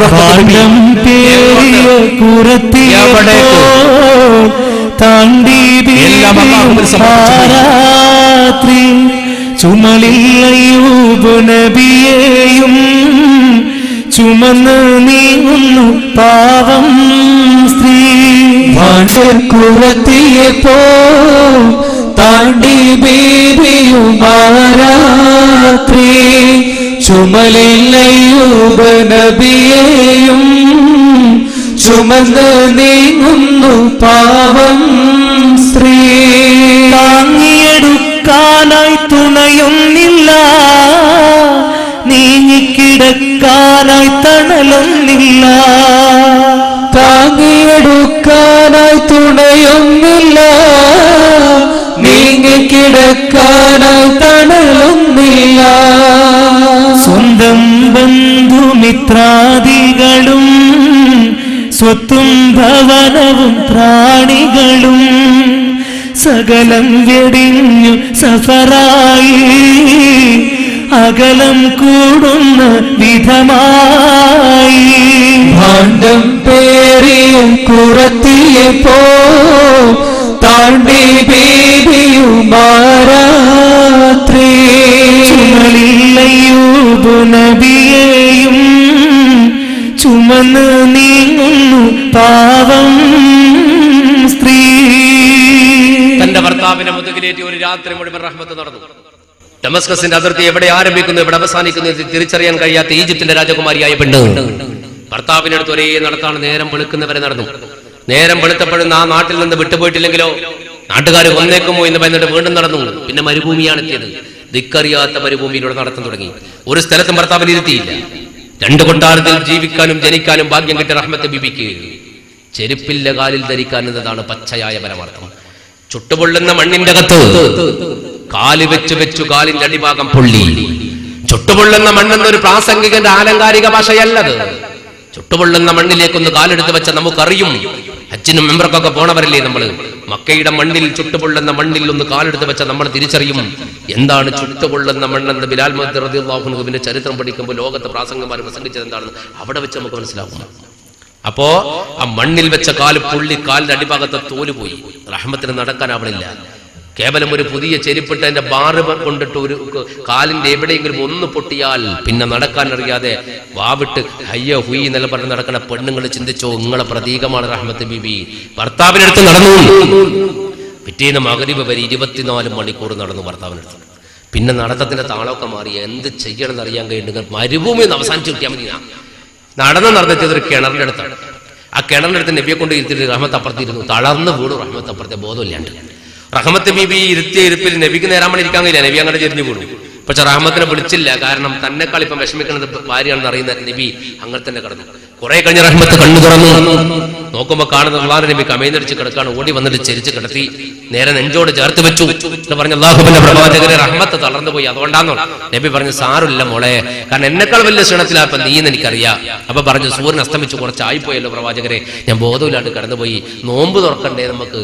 അയ്യോ നബി പറഞ്ഞു വേണം, ഒന്നും എന്റെ കയ്യിലില്ല അള്ളാന്റെ പ്രവാചകരെ, ഉള്ളത് കിണറിന്റെ അടുത്താ, ഞാൻ കുറച്ച് പച്ചവെള്ളം കോരി തരട്ടെ എന്ന് വെച്ചു.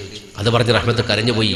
അപ്പൊ നബി പറഞ്ഞു നീ കരയണ്ട, ലോകത്ത് എത്ര ലക്ഷം ജനങ്ങൾ ശുദ്ധമായ കുടിവെള്ളം കിട്ടാതെ കഷ്ടപ്പെടുന്നവരുണ്ട്. അള്ളാഹു എത്തിച്ചത് അവന്റെ വെള്ളത്തിനെടുക്കലല്ലേ, നീ അത് കോരിയാ മതി എന്ന് പറഞ്ഞു. കുറച്ച് കോരി നബിയുടെ വായിൽ വെച്ച് കൊടുത്ത് നോമ്പ് ഉറപ്പിച്ചു. കുറച്ചെടുത്ത് താനും കുടിച്ചു. കൈയും മുഖമൊന്നും കഴുകി അല്പ ക്ഷീണം തീർത്ത് അവിടെ ഇരുന്നു. പക്ഷേ അള്ളാഹുവിന്റെ പ്രവാചകനെ സംബന്ധിച്ചിടത്തോളം അള്ളാഹ് വല്ലാണ്ട് പരിശോധന ആരംഭിച്ചിട്ടുണ്ട്. ആ രാത്രിക്ക് മാരകമായ തണുപ്പ് അള്ളാഹു ഇറക്കി കളഞ്ഞു. വല്ലാത്ത തണുപ്പ്, കിട്ട വറക്കാൻ തുടങ്ങി നബിയും റഹ്മത്ത് ബേബിയും. ഒരർത്ഥത്തിൽ റഹ്മത്ത് ചിന്തിച്ചു പോയി, നേരം വെളുക്കുന്നവരെ ഇവിടെ ഇരുന്നാൽ നമ്മൾ രണ്ടാളും മരിച്ചു പോകും. നബിക്ക് സുഖമില്ലല്ലോ. അപ്പൊ അള്ളാഹുവിന്റെ പ്രവാചകനോട് റഹ്മത്ത് ബീബി പറഞ്ഞു, നബിയെ മഞ്ഞു കൊള്ളാണ്ട് കിടക്കാൻ പറ്റിയ ഏതെങ്കിലും സ്ഥലം ഉണ്ടെന്ന് ഞാനൊന്ന് നോക്കട്ടെ എന്ന്. അവിടെ തന്നെ കിടത്തിട്ട് കുറച്ചങ്ങനെ നടന്നു നോക്കുമ്പോൾ ഒരു കട കണ്ടു. ഒരു കട കണ്ടപ്പോ തിരിച്ചോടി വന്നിട്ട് പറഞ്ഞു അവിടെ ഒരു കടയുണ്ട്, അതിന്റെ തിണ്ണയിൽ പോയിട്ട് കിടക്കാൻ തോന്നി. കടത്തിണ്ണയിൽ കിടക്കാൻ, വരാന്തയിൽ കിടക്കാൻ. അയ്യൂബ് നബി വാരിയെടുത്ത് കടയുടെ വരാന്തയിലേക്ക് പോകുമ്പോ കാണുന്ന ഒരു കാഴ്ച ഉണ്ട്. ആ കടയുടെ വരാന്ത മുഴുവൻ യാചകന്മാരാണ്, ഭിക്ഷക്കാരാണ്. നിങ്ങൾ എന്തായാലും പറയാ മേങ്ങികളോ, മേങ്ങുന്ന ആള് അതന്നെ. നീ എന്നെ നോക്കാൻ വേണ്ട, ഞാൻ അപ്പോ ഈ ടീം കിടക്കുന്ന സ്ഥലം, അവിടെ കിടക്കാൻ സ്ഥലമില്ല. റഹ്മത്തിങ്ങനെ നോക്കി, നബിയുടെ കയ്യിലേ തളർന്നിട്ടുള്ളത്, കാല് നിലത്ത് വെക്കാൻ പറ്റില്ല, തോലില്ല കാലിന്റെ അടിയില്. അങ്ങനെ അവസാനം ഒരു മരക്കഷ്ടങ്ങൾ കൂടി സ്ഥലം അങ്ങോട്ട് തള്ളി നീക്കി നബി അവിടെ മെല്ലെ ഒന്ന് കിടത്തി. എന്നിട്ട് അവിടെ റഹ്മത്ത് ഇരുന്നു. ഒരാൾക്ക് കിടക്കാൻ ഒരാൾക്ക് ഇരിക്കാനുള്ള സ്ഥലമുണ്ട്. അങ്ങനെ അങ്ങോട്ട് ഇരുന്നപ്പോ അള്ളാന്റെ നബിയുടെ ഭാഗത്ത് ഒരു വല്ലാത്ത ദുർഗന്ധം പുറത്തേക്ക് വന്നു, ഒരു വല്ലാത്ത നാറ്റം. അത് എന്തിനാണെന്ന് നബി എന്നെ പിന്നെ പറഞ്ഞിട്ടില്ല, അവിടുത്തെ അത് പറയാം സമയമില്ല. എന്നാലും ഇത് എപ്പോ അവസാനിപ്പിക്കണോ? തീർന്നിട്ട് അവസാനിപ്പിക്കണ ഇൻഷാ അല്ലാഹ്. അപ്പൊ പണ്ടൊരാള് പറഞ്ഞു മരിക്കുന്നവരെ എനിക്ക് ദീർഘായുസ്സ് തരണേ അല്ലാഹ്. പിന്നെ എല്ലാവർക്കും പിന്നെ മരിക്കുന്നവരെ അല്ല അല്ലാഹ് കൊടുക്കല്, അതുപോലെ തീരുന്നവരെ പറയാം നമുക്ക്. അപ്പോ അതുപോലെ റഹ്മത്ത് ബീബി ഇരിക്കുമ്പോൾ നബിയുടെ ഭാഗത്ത് നാറ്റം വന്നപ്പോ ഈ കിടന്നുറങ്ങുന്ന ടീമിൽ എണീക്കാൻ തുടങ്ങി. ഓരോരുത്തരും എഴുന്നേറ്റ് കൊണ്ട് ഇങ്ങനെ പരസ്പരം നോക്കിയിട്ട് പറഞ്ഞു ആരാടാ? അപ്പൊ ഒരുത്തൻ പറഞ്ഞു നമ്മളൊന്നും അല്ലടാ, ആ പെണ്ണൊരു സാധനം അവിടെ കൊണ്ടുവച്ചിട്ടുണ്ട്, അത് വെച്ചപ്പെടാൻ നാറ്റം തുടങ്ങി. ഇവർ എഴുന്നേറ്റു, എവണേ എന്താ അവിടെ കൊണ്ടുവച്ചത്? അപ്പൊ പറഞ്ഞത് എന്റെ ഭർത്താവാണ്. നാറിന്റെ ഭർത്താവോ? എടി മനസമാധാനത്തോടെ കിടന്നുറങ്ങിയില്ലെങ്കിൽ രാവിലെ പണി പോകാൻ പറ്റൂല. എന്താ പണി? തണ്ടല്. പണ്ട് തെണ്ടികൾ ജമാഅത്താരി ദ്വാരങ്ങൾ പടച്ചോനെ ഈ തെണ്ടുന്ന പണിയെങ്ങാനും നമുക്ക് തന്നിട്ടില്ലെങ്കിൽ നമ്മളെല്ലാം തെണ്ടിപ്പോവുകയും അങ്ങനെയല്ല ഇപ്പോഴത്തെ പണി. അതുപോലത്തെ കഥയാ. ഞങ്ങൾക്ക് ജോലിക്ക് പോകണമെങ്കിൽ ചെയ്യണം. എന്നേക്കുന്നു റഹ്മത്തി പറഞ്ഞു, പുറത്ത് ഭയങ്കര തണുപ്പാണ്, മഞ്ഞാണ്, എന്റെ ഭർത്താവിന് സുഖമില്ല, കൊണ്ടുപോയാൽ ഈ മഞ്ഞിൽ കൊണ്ടുപോയാൽ മരിച്ചു പോകും. അപ്പൊ കുറെ ആൾ എഴുന്നേറ്റ് ഇങ്ങനെ വരികയാണ്. അപ്പൊ ചില ആൾക്കാർ വിളിച്ചു പറഞ്ഞു, ഏയ് നാറ്റൊന്നുമില്ലടാ കിടക്കടാന്ന് പറഞ്ഞു. അപ്പൊ ഈ പറഞ്ഞോനോട് ഈ എഴുന്നേറ്റ് വന്നു പറഞ്ഞു, മുണ്ടാണ്ട് കിടന്നോണോ, നമുക്ക് അടിച്ച് ഇന്റെ നാറാനിലെ മൂക്കില്ലാണ്ടാക്കും. പിന്നെ കാക്കൊന്നും മിണ്ടിയില്ല. റഹ്മത്തിന്റെ അടുത്ത് പറഞ്ഞ് ചുറ്റും നിന്ന് കൊണ്ട് പറഞ്ഞു, എടുക്കടി പൊക്കടി പൊക്കി കൊണ്ടുപോ. ആ കൂട്ടത്തിൽ കുറച്ച് മനസാക്ഷിയിൽ ഒരുത്തം പറഞ്ഞ, മോളെ നീ ഇവര് മർദ്ദിച്ചളിയോ, നീ എന്റെ ഭർത്താവിനെ എടുക്ക്. അപ്പൊ റഹ്മത്ത് കരഞ്ഞോണ്ട് അയാളോട് പറഞ്ഞു, പുറത്ത് നല്ല മഞ്ഞാണ്, എന്റെ ഭർത്താവിനെ കൂടെ ഞാൻ എങ്ങോട്ടാ പോവുക, ഈ തണുപ്പത്ത് പോയാൽ ഇത് മരിച്ചു പോകും, കുറച്ച് സമയം സഹിച്ചൂടെ, നിങ്ങൾക്ക് ചില മണിക്കൂറങ്ങ് സഹിച്ചൂടെ. അയാൾ പറഞ്ഞു, മോളെ ഒരു കാര്യം ചെയ്യ്, ഈ മരുഭൂമിയിലൂടെ നടന്നാലേ അവിടെ ഒരു പാറുണ്ട്, ആ പാറന്റെ ഉള്ളൊരു ഗുഹ ഉണ്ട്, അവിടെ എന്റെ ഭർത്താവിനെ കൊണ്ട് കിടത്തിക്കോ, മഞ്ഞു കൊള്ളില്ലാന്ന്. അത് പറഞ്ഞപ്പോ റഹ്മത്ത് താങ്ങിയെടുത്തു. എടുക്കുമ്പോ റഹ്മത്തിനറിയാൻ നബി ഇതൊക്കെ കേൾക്കുന്നുണ്ട്. നബിയുടെ കണ്ണിന്ന് ഇങ്ങനെ വെള്ളം വരാൻ. ആ സമയത്ത് കണ്ണുനീരുമെല്ലാം തുടച്ചു മാറ്റിയിട്ട് പറഞ്ഞു, റഹ്മത്ത് നബി പറഞ്ഞു, കരയേണ്ട പ്രവാചകരെ, അള്ളാഹുവിന്റെ വിധിയോർത്ത് സഹിക്കാൻ നിങ്ങൾക്ക് ഞാനില്ലേ, നമുക്ക് അള്ളയില്ലേ, ഞാൻ കൊണ്ടുപോകും നിങ്ങളെ. എടുത്തു കൊണ്ടുപോയി ഈ മരുഭൂമി താണ്ടിയിട്ട് നിലത്ത് വെക്കാൻ പാകമാകാത്ത കാലുമായി വല്ലാത്ത മുടന്തി റഹ്മത്ത് നബി പാറയുടെ ചോട്ടിൽ കൊണ്ടുപോയി അല്ലാഹുവിന്റെ നബിയെ കടത്തിയിട്ട് ചോദിച്ചു, പ്രവാചകരെ തെറ്റാണെങ്കിൽ എന്നോട് ക്ഷമിക്കണം, ഞാൻ നിങ്ങളോട് ഒരു കാര്യം ചോദിച്ചു. ആരും വെറുക്കുന്ന ഗന്ധം, ആട്ടിയിറക്കുന്ന ബന്ധം, ആരും വെറുക്കുന്ന ഗന്ധം, ആട്ടിയിറക്കുന്ന ബന്ധം, നിലയില്ലാതെ വിലയില്ലാതെ പ്രാണനാഥ പ്രാർത്ഥിക്കില്ലേ, ഈ രോഗത്തിനറുതി വരില്ലേ. ആരും വെറുക്കുന്ന ഗന്ധം, ആട്ടിയിറക്കുന്ന ബന്ധം, നിലയില്ലാതെ വിലയില്ലാതെ പ്രാണനാഥ പ്രാർത്ഥിക്കില്ലേ, ഈ രോഗത്തിനറുതി വരില്ലേ. സഖിയേ റഹ്മത്തെ നീ എന്നെ ഒഴിവാക്കൂ, സുഖമായി കഴിഞ്ഞിടാ, തിരികെ നീ പോകൂ. അങ്ങെന്താണ് ചൊല്ലുന്നേ, എന്റെ കൽബ് പിടയ്ക്കുന്നേ, അറിയാതെ എന്റെ പെൺബുദ്ധി ചൊല്ലിയതിൽ ക്ഷമിക്കില്ലേ. ഈ രോഗം തരും സ്വർഗം ചേരുന്നോ എൻ മാർഗം, പ്രിയനില്ലാതെ ഞാനില്ല മണ്ണിൽ, പ്രിയയില്ലാതെ ഞാനുണ്ടോ മണ്ണിൽ. റഹ്മത്ത് പറഞ്ഞു, നബിയെ തെറ്റാണെങ്കിൽ എന്നോട് പൊറുക്കണം, രോഗം മാറാൻ നിങ്ങൾ ദ്വാരക്കുറാണ് എനിക്കറിയാം, പക്ഷെ ഒരു നാറ്റമുണ്ടെന്ന് നാട്ടുകാർ പറയും, അത് പോകാനൊന്ന് ദ്വാ ചെയ്തു. അങ്ങനെയാണെങ്കിൽ കടത്തിന്റെ ആ പീടിന്റെ കോലായിലെങ്കിലും കിടന്നോടി നിൽച്ചു. അപ്പൊ നബി പറഞ്ഞു, നീ പറയുന്നത് നാറ്റം പോകാൻ ദ്വാരുന്ന പോലെ കുറെ കിടക്കാണ്, രോഗം പോകാൻ ദ്വാരുന്നാൽ അള്ളാഹു രോഗം മാറ്റും, ആ നാട്ടിൽ തന്നെ പോയി കിടന്നൂടെ. പക്ഷെ എല്ലാം ഞാൻ സഹിക്കാൻ ക്ഷമിക്കാൻ തീരുമാനിച്ചു റഹ്മത്തെ, ഇത് ലോക ചരിത്രത്തിനൊരു പാഠമാക്കി മാറ്റും എന്ന് അള്ളാഹുവിന്റെ പ്രവാചകൻ അയ്യൂബ് നബി അള്ളാൻ റസൂലിന്റെ സഹാബത്തിനോട് ചോദിച്ചു, ക്ഷമ നിങ്ങൾക്ക് പഠിക്കണോ? ആരാ ചോദിക്കണത്? ലോകത്തെ ഏറ്റവും വലിയ ക്ഷമ കൊണ്ട് ലോകത്തെ പഠിപ്പിച്ച മഹാനായ പ്രവാചകൻ മുഹമ്മദ് റസൂലുള്ളാഹി സല്ലല്ലാഹു അലൈഹി വസല്ലം, ക്ഷമ നിങ്ങൾക്ക് പഠിക്കണോ? സഹാബത്ത് പറഞ്ഞു, യാ റസൂലല്ലാഹ്, എന്നാ നിങ്ങൾ പഠിച്ചോളൂ, അയ്യൂബ് നബിയുടെ ചരിത്രം പഠിച്ചോന്ന്. ക്ഷമ നിങ്ങൾക്ക് പഠിക്കണം, അയ്യൂബ് നബിനെ ഒന്ന് പഠിച്ചോന്ന്. ആര് പറഞ്ഞു? മുഹമ്മദ് മുസ്തഫ സല്ലല്ലാഹു അലൈഹി വസല്ലം. അതാണ് ആ ക്ഷമ. എന്നിട്ട് പറയാണ്, ഞാൻ സഹിക്കാൻ തീരുമാനിച്ചു. പിന്നെ നാറ്റം എനിക്ക് ആടുന്നുണ്ടോ എന്ന് വെച്ചു. റഹ്മത്ത് പറഞ്ഞില്ല. പറഞ്ഞു, നീ രക്ഷപ്പെട്ടു എന്ന് പറഞ്ഞു. അപ്പൊ ചോദിച്ചാ എന്താ? എടി റഹ്മത്തെ, ഈ നാറ്റം അള്ളാഹു എന്റെ ഭാഗത്ത് നിന്ന് അടുപ്പിക്കുന്ന ആർക്കാന്നറിയോ? അള്ള വെറുത്തോൻ അള്ളാനെ വെറുത്തോൻ, അള്ള വെറുത്തോൻ അള്ളാഹുവിനെ വെറുത്തവൻ. അവർ തൽക്കാലം എന്റെ അടുത്തേക്ക് വരാതിരിക്കാൻ വേണ്ടി ഒരു നാറ്റം കിട്ടും, അവർ പോയി കളിയും. പിന്നെ എന്റെ ഒരു സുഗന്ധം അവർക്ക് കിട്ടാറുണ്ട്. ചില ആൾക്ക് അല്ല പൊരുത്തപ്പെട്ട ആള്, അള്ളാനെ പൊരുത്തപ്പെട്ട ആള്, അങ്ങനെ ഉണ്ടല്ലോ. റളിയല്ലാഹു അൻഹും വറദ്വാൻഹും. അങ്ങനെയുള്ള മനുഷ്യന്മാരുടെ അടുക്കലേക്ക് വരും. അവർക്കൊരു നുബുവ്വത്തിന്റെ സ്വർഗത്തിന്റെ മണം കിട്ടും.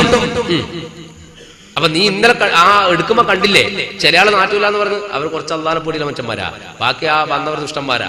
അപ്പൊ ദുഷ്ടന്മാർ എന്റെ അടുത്തേക്ക് വരൂല, അള്ളാഹുവിനെ പേടിയുള്ളവർ എന്റെ അടുത്തേക്ക് വരും. ഇങ്ങനെ രണ്ട് കൂട്ടരെ യാത്രയിൽ നിനക്ക് കണ്ടുപിടിക്കാൻ ഇനിയും ബാക്കിയുണ്ടെന്ന് മഹാനായ അയ്യൂബ് നബി അലൈഹി സ്വലാത്തു വസ്സലാം. അപ്പൊ റഹ്മത്തിന് സമാധാനായി. നേരം വെളുപ്പിച്ചു. ആ പാറപ്പുറത്തിരുന്നിട്ട് നേരം വെളുത്തപ്പോ റഹ്മത്ത് ബിയുടെ അയ്യൂബ് നബി നടക്കണില്ലേ എന്റെ നബി, ഇന്നലത്തെ നടത്തം കുറച്ച് അധികമായി പോയി എനിക്ക് തോന്നുന്നത്, തീരെ പറ്റുന്നില്ല. എന്നിട്ട് കുറച്ച് കഴിഞ്ഞപ്പോൾ റഹ്മത്ത് വെച്ചു, നോമ്പുറക്കണ്ടേ? നബി പറഞ്ഞു ഇത്ര പെട്ടെന്ന് രാത്രിയായ? അല്ല നബിയെ, ഭക്ഷണം എന്തെങ്കിലും വേണ്ടേ? ഒന്നുമില്ലല്ലേ. ഞാനൊരു കാര്യം ചോദിക്കട്ടെ. എന്തേ? ഞാൻ ചോദിച്ചാൽ നിങ്ങൾക്ക് വിഷമാകുമോ? റഹ്മത്ത് വെച്ച് എന്താ?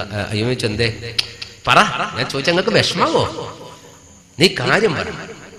ഇവിടെ ഒരു പോരുണ്ട് വീട്, ഞാൻ എവിടെ പോട്ടെ?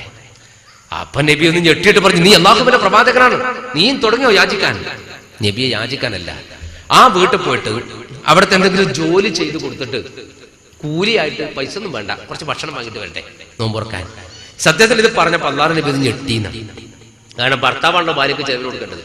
ഇവിടെ റഹ്മത്ത് പറയുന്നത് ഞാൻ ആ വീട്ടിൽ പോയിട്ട് ജോലി ചെയ്യട്ടെ. രണ്ട് കൊട്ടാരത്തിൽ ജീവിച്ച പെണ്ണാ പറയുന്നത്, ആരാ എന്റെ വീട്ടിലോട്ടൊന്ന് പോട്ടെ, ജോലി ചെയ്യട്ടെ, കിട്ടിയ കൂലി വേണ്ട, പൈസ വേണ്ട, കുറച്ച് ഭക്ഷണം വാങ്ങി വരാം. അപ്പൊ നബി ചിന്തിച്ചു, എന്റെ ഭാര്യക്ക് കുറച്ച് ഭക്ഷണം കിട്ടണം, കാരണം ഇല്ലെങ്കിൽ അവളെ നടന്നു എന്നെ എടുത്ത് നടന്നു പോകാൻ ആളുണ്ടാവില്ലേ. റഹ്മത്ത് ചിന്തിക്കുന്നത് എന്റെ കാര്യം പോട്ടെ, നബിക്ക് കുറച്ച് ഭക്ഷണം കിട്ടണം, മൂപ്പര് സുഖമില്ലാത്ത ആളാണ്. ഭാര്യക്ക് കിട്ടണമെന്ന് ഭർത്താവ്, ഭർത്താവ് കിട്ടണമെന്ന് ഭാര്യ. അതാണ് ഭാര്യ ഭർത്താവ്. ഈ കാര്യത്തിൽ എന്ത് കുറ്റം പറഞ്ഞാൽ നമ്മൾ പെണ്ണുങ്ങൾ നമ്മൾ സമ്മതിച്ചേ പറ്റും. അതുകൊണ്ടാണ് കൂട്ടരെ ചിക്കൻ ഫ്രൈ ആക്കിയാൽ 4 കാലും കെട്ടിയോന്. ചിക്കന് 4 കാലുണ്ടോ എന്നുള്ള സംശയം വേണ്ട, 2 ചിക്കനാണ്. ഇനി അതിനെ അവസരമൊക്കെ പരക്കാൻ നടന്നേക്കല്ല. അപ്പൊ ഈ ആൺകുട്ടിയൊക്കെല്ലാം നല്ലത് കൊടുക്കുക. ഈ പെൺകുട്ടിയൊക്കെ ഉമ്മമാർ കൊടുക്കുന്നത് ആ കോയിന്റെ ഇങ്ങനത്തെ ഒരു സെല്ലില്ല, ആയിക്കൊണ്ട് പോയി ഇപ്പോഴത്തെ ഒരു ബെൻഡ് അത് കൊടുക്കും, അങ്ങനെ കൊടുക്കാം. അപ്പൊ പെണ്ണുക്ക് അങ്ങനെ താറുണ്ട്. അപ്പൊ റഹ്മത്ത് ബി ചിന്തിക്കുന്നു അയ്യൂബ് നബി കിട്ടണം, അയ്യൂബ് നബി റഹ്മത്തിന് കിട്ടണം. 2 പേര് കൂടി ആലോചിച്ചിരിക്കുമ്പോ റഹ്മത്ത് ബിയുടെ അയ്യൂബ് നബി പറഞ്ഞു, നീ ജോലിക്ക് പോയിക്കോ, പക്ഷെ ഒരു ഷർത്തുണ്ട്, ജോലി ചെയ്യാണ്ട് ആരുടെ ഒരു സാധനം വാങ്ങാൻ പാടില്ല. ആയിക്കോട്ടെ. റഹ്മത്ത് പോയി ആ വലിയ വീട്ടിന്റെ മുറ്റത്ത് പോയിട്ട് 4 വാങ്ങണം നോക്കി, ആരും കാണുന്നില്ല. മെല്ലെ അകത്തേക്ക് നോക്കി വിളിച്ചു, ഇവിടെ ആരും ഇല്ലേ? മണിമന്ദിരത്തിന്റെ വാതിൽക്കൽ ചെന്നു, പണിയുണ്ടോ വീട്ടിലായെന്ന് തിരഞ്ഞു. മുതലാളി പെണ്ണവൾ അരികത്ത് വന്നു, മറുപടി കേട്ടപ്പോൾ നന്ദി പറഞ്ഞു. മണിമന്ദിരത്തിന്റെ വാതിൽക്കൽ ചെന്നു, പണിയുണ്ടോ വീട്ടിലായെന്ന് തിരഞ്ഞു.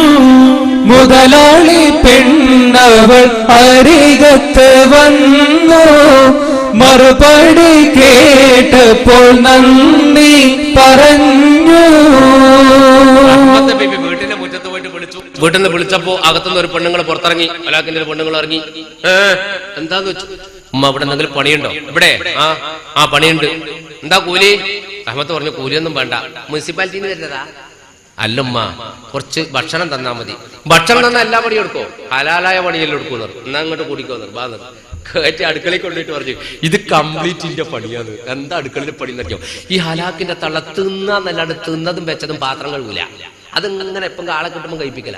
അതിങ്ങനെ ലൈനോക്കി വെച്ചിട്ടുണ്ട്, ബോട്ട് ചെയ്യാൻ നിർത്തിയ പോലെ. എന്നിട്ട് പറഞ്ഞു, ഇത് കംപ്ലീറ്റ് കഴുകുന്നു. നോമ്പ് നോക്കി റഹ്മത്ത് ബിബി നോമ്പ് നോക്കാണ്ട് തിന്ന ഈ പെണ്ണുങ്ങളുടെ പാത്രം കംപ്ലീറ്റ് പെറുക്കിയിട്ട് പുറത്തേക്ക് കൊണ്ടുപോയി. തിരിച്ചാ വെള്ളം വരാത്ത കാലാകൂട്ടരെ, ആഴമുള്ള കിണറിന് വെള്ളം വലിച്ചിട്ട് പാത്രം കഴുകാൻ ഒരാഴ്ച മുമ്പ് വെച്ച ചട്ടിയിൽ അങ്ങോട്ട് ഇറക്കുമ്പോ ചട്ടി ഇങ്ങോട്ട് ഇറക്കും. നമ്മള് പെണ്ണുങ്ങൾ നമ്മൾ സമ്മതിക്കണം. എല്ലാം പറയും, എന്തായാലും അവിടെ കേൾക്കുമല്ലേ, സമ്മതിക്കണോ? രാത്രി കറി വെച്ച കുക്കറിൽ വെള്ളം ഒഴിച്ചു വെക്കും, രാവിലെ കുക്കർ കണ്ടിനാ? കണ്ടിട്ടില്ല. അതിൽ വെച്ചത് കിക്കറാക്കിനാ? അത് നല്ലോണം ആക്കിയല്ലേ? അതടിച്ചു കയറ്റി. എന്റെ കൂട്ടര് ഇടക്കിടക്കൊന്ന് കുക്കറെല്ലാം കൈ കൊടുക്കണം, പെണ്ണുങ്ങൾക്കത് സഹായിക്കണം. എന്താ നമ്മളെ ഭർത്താവാ, വലിയ ഭർത്താവൊന്നാകണ്ട. പണ്ട് വളരെ മുമ്പ് പെണ്ണുങ്ങൾ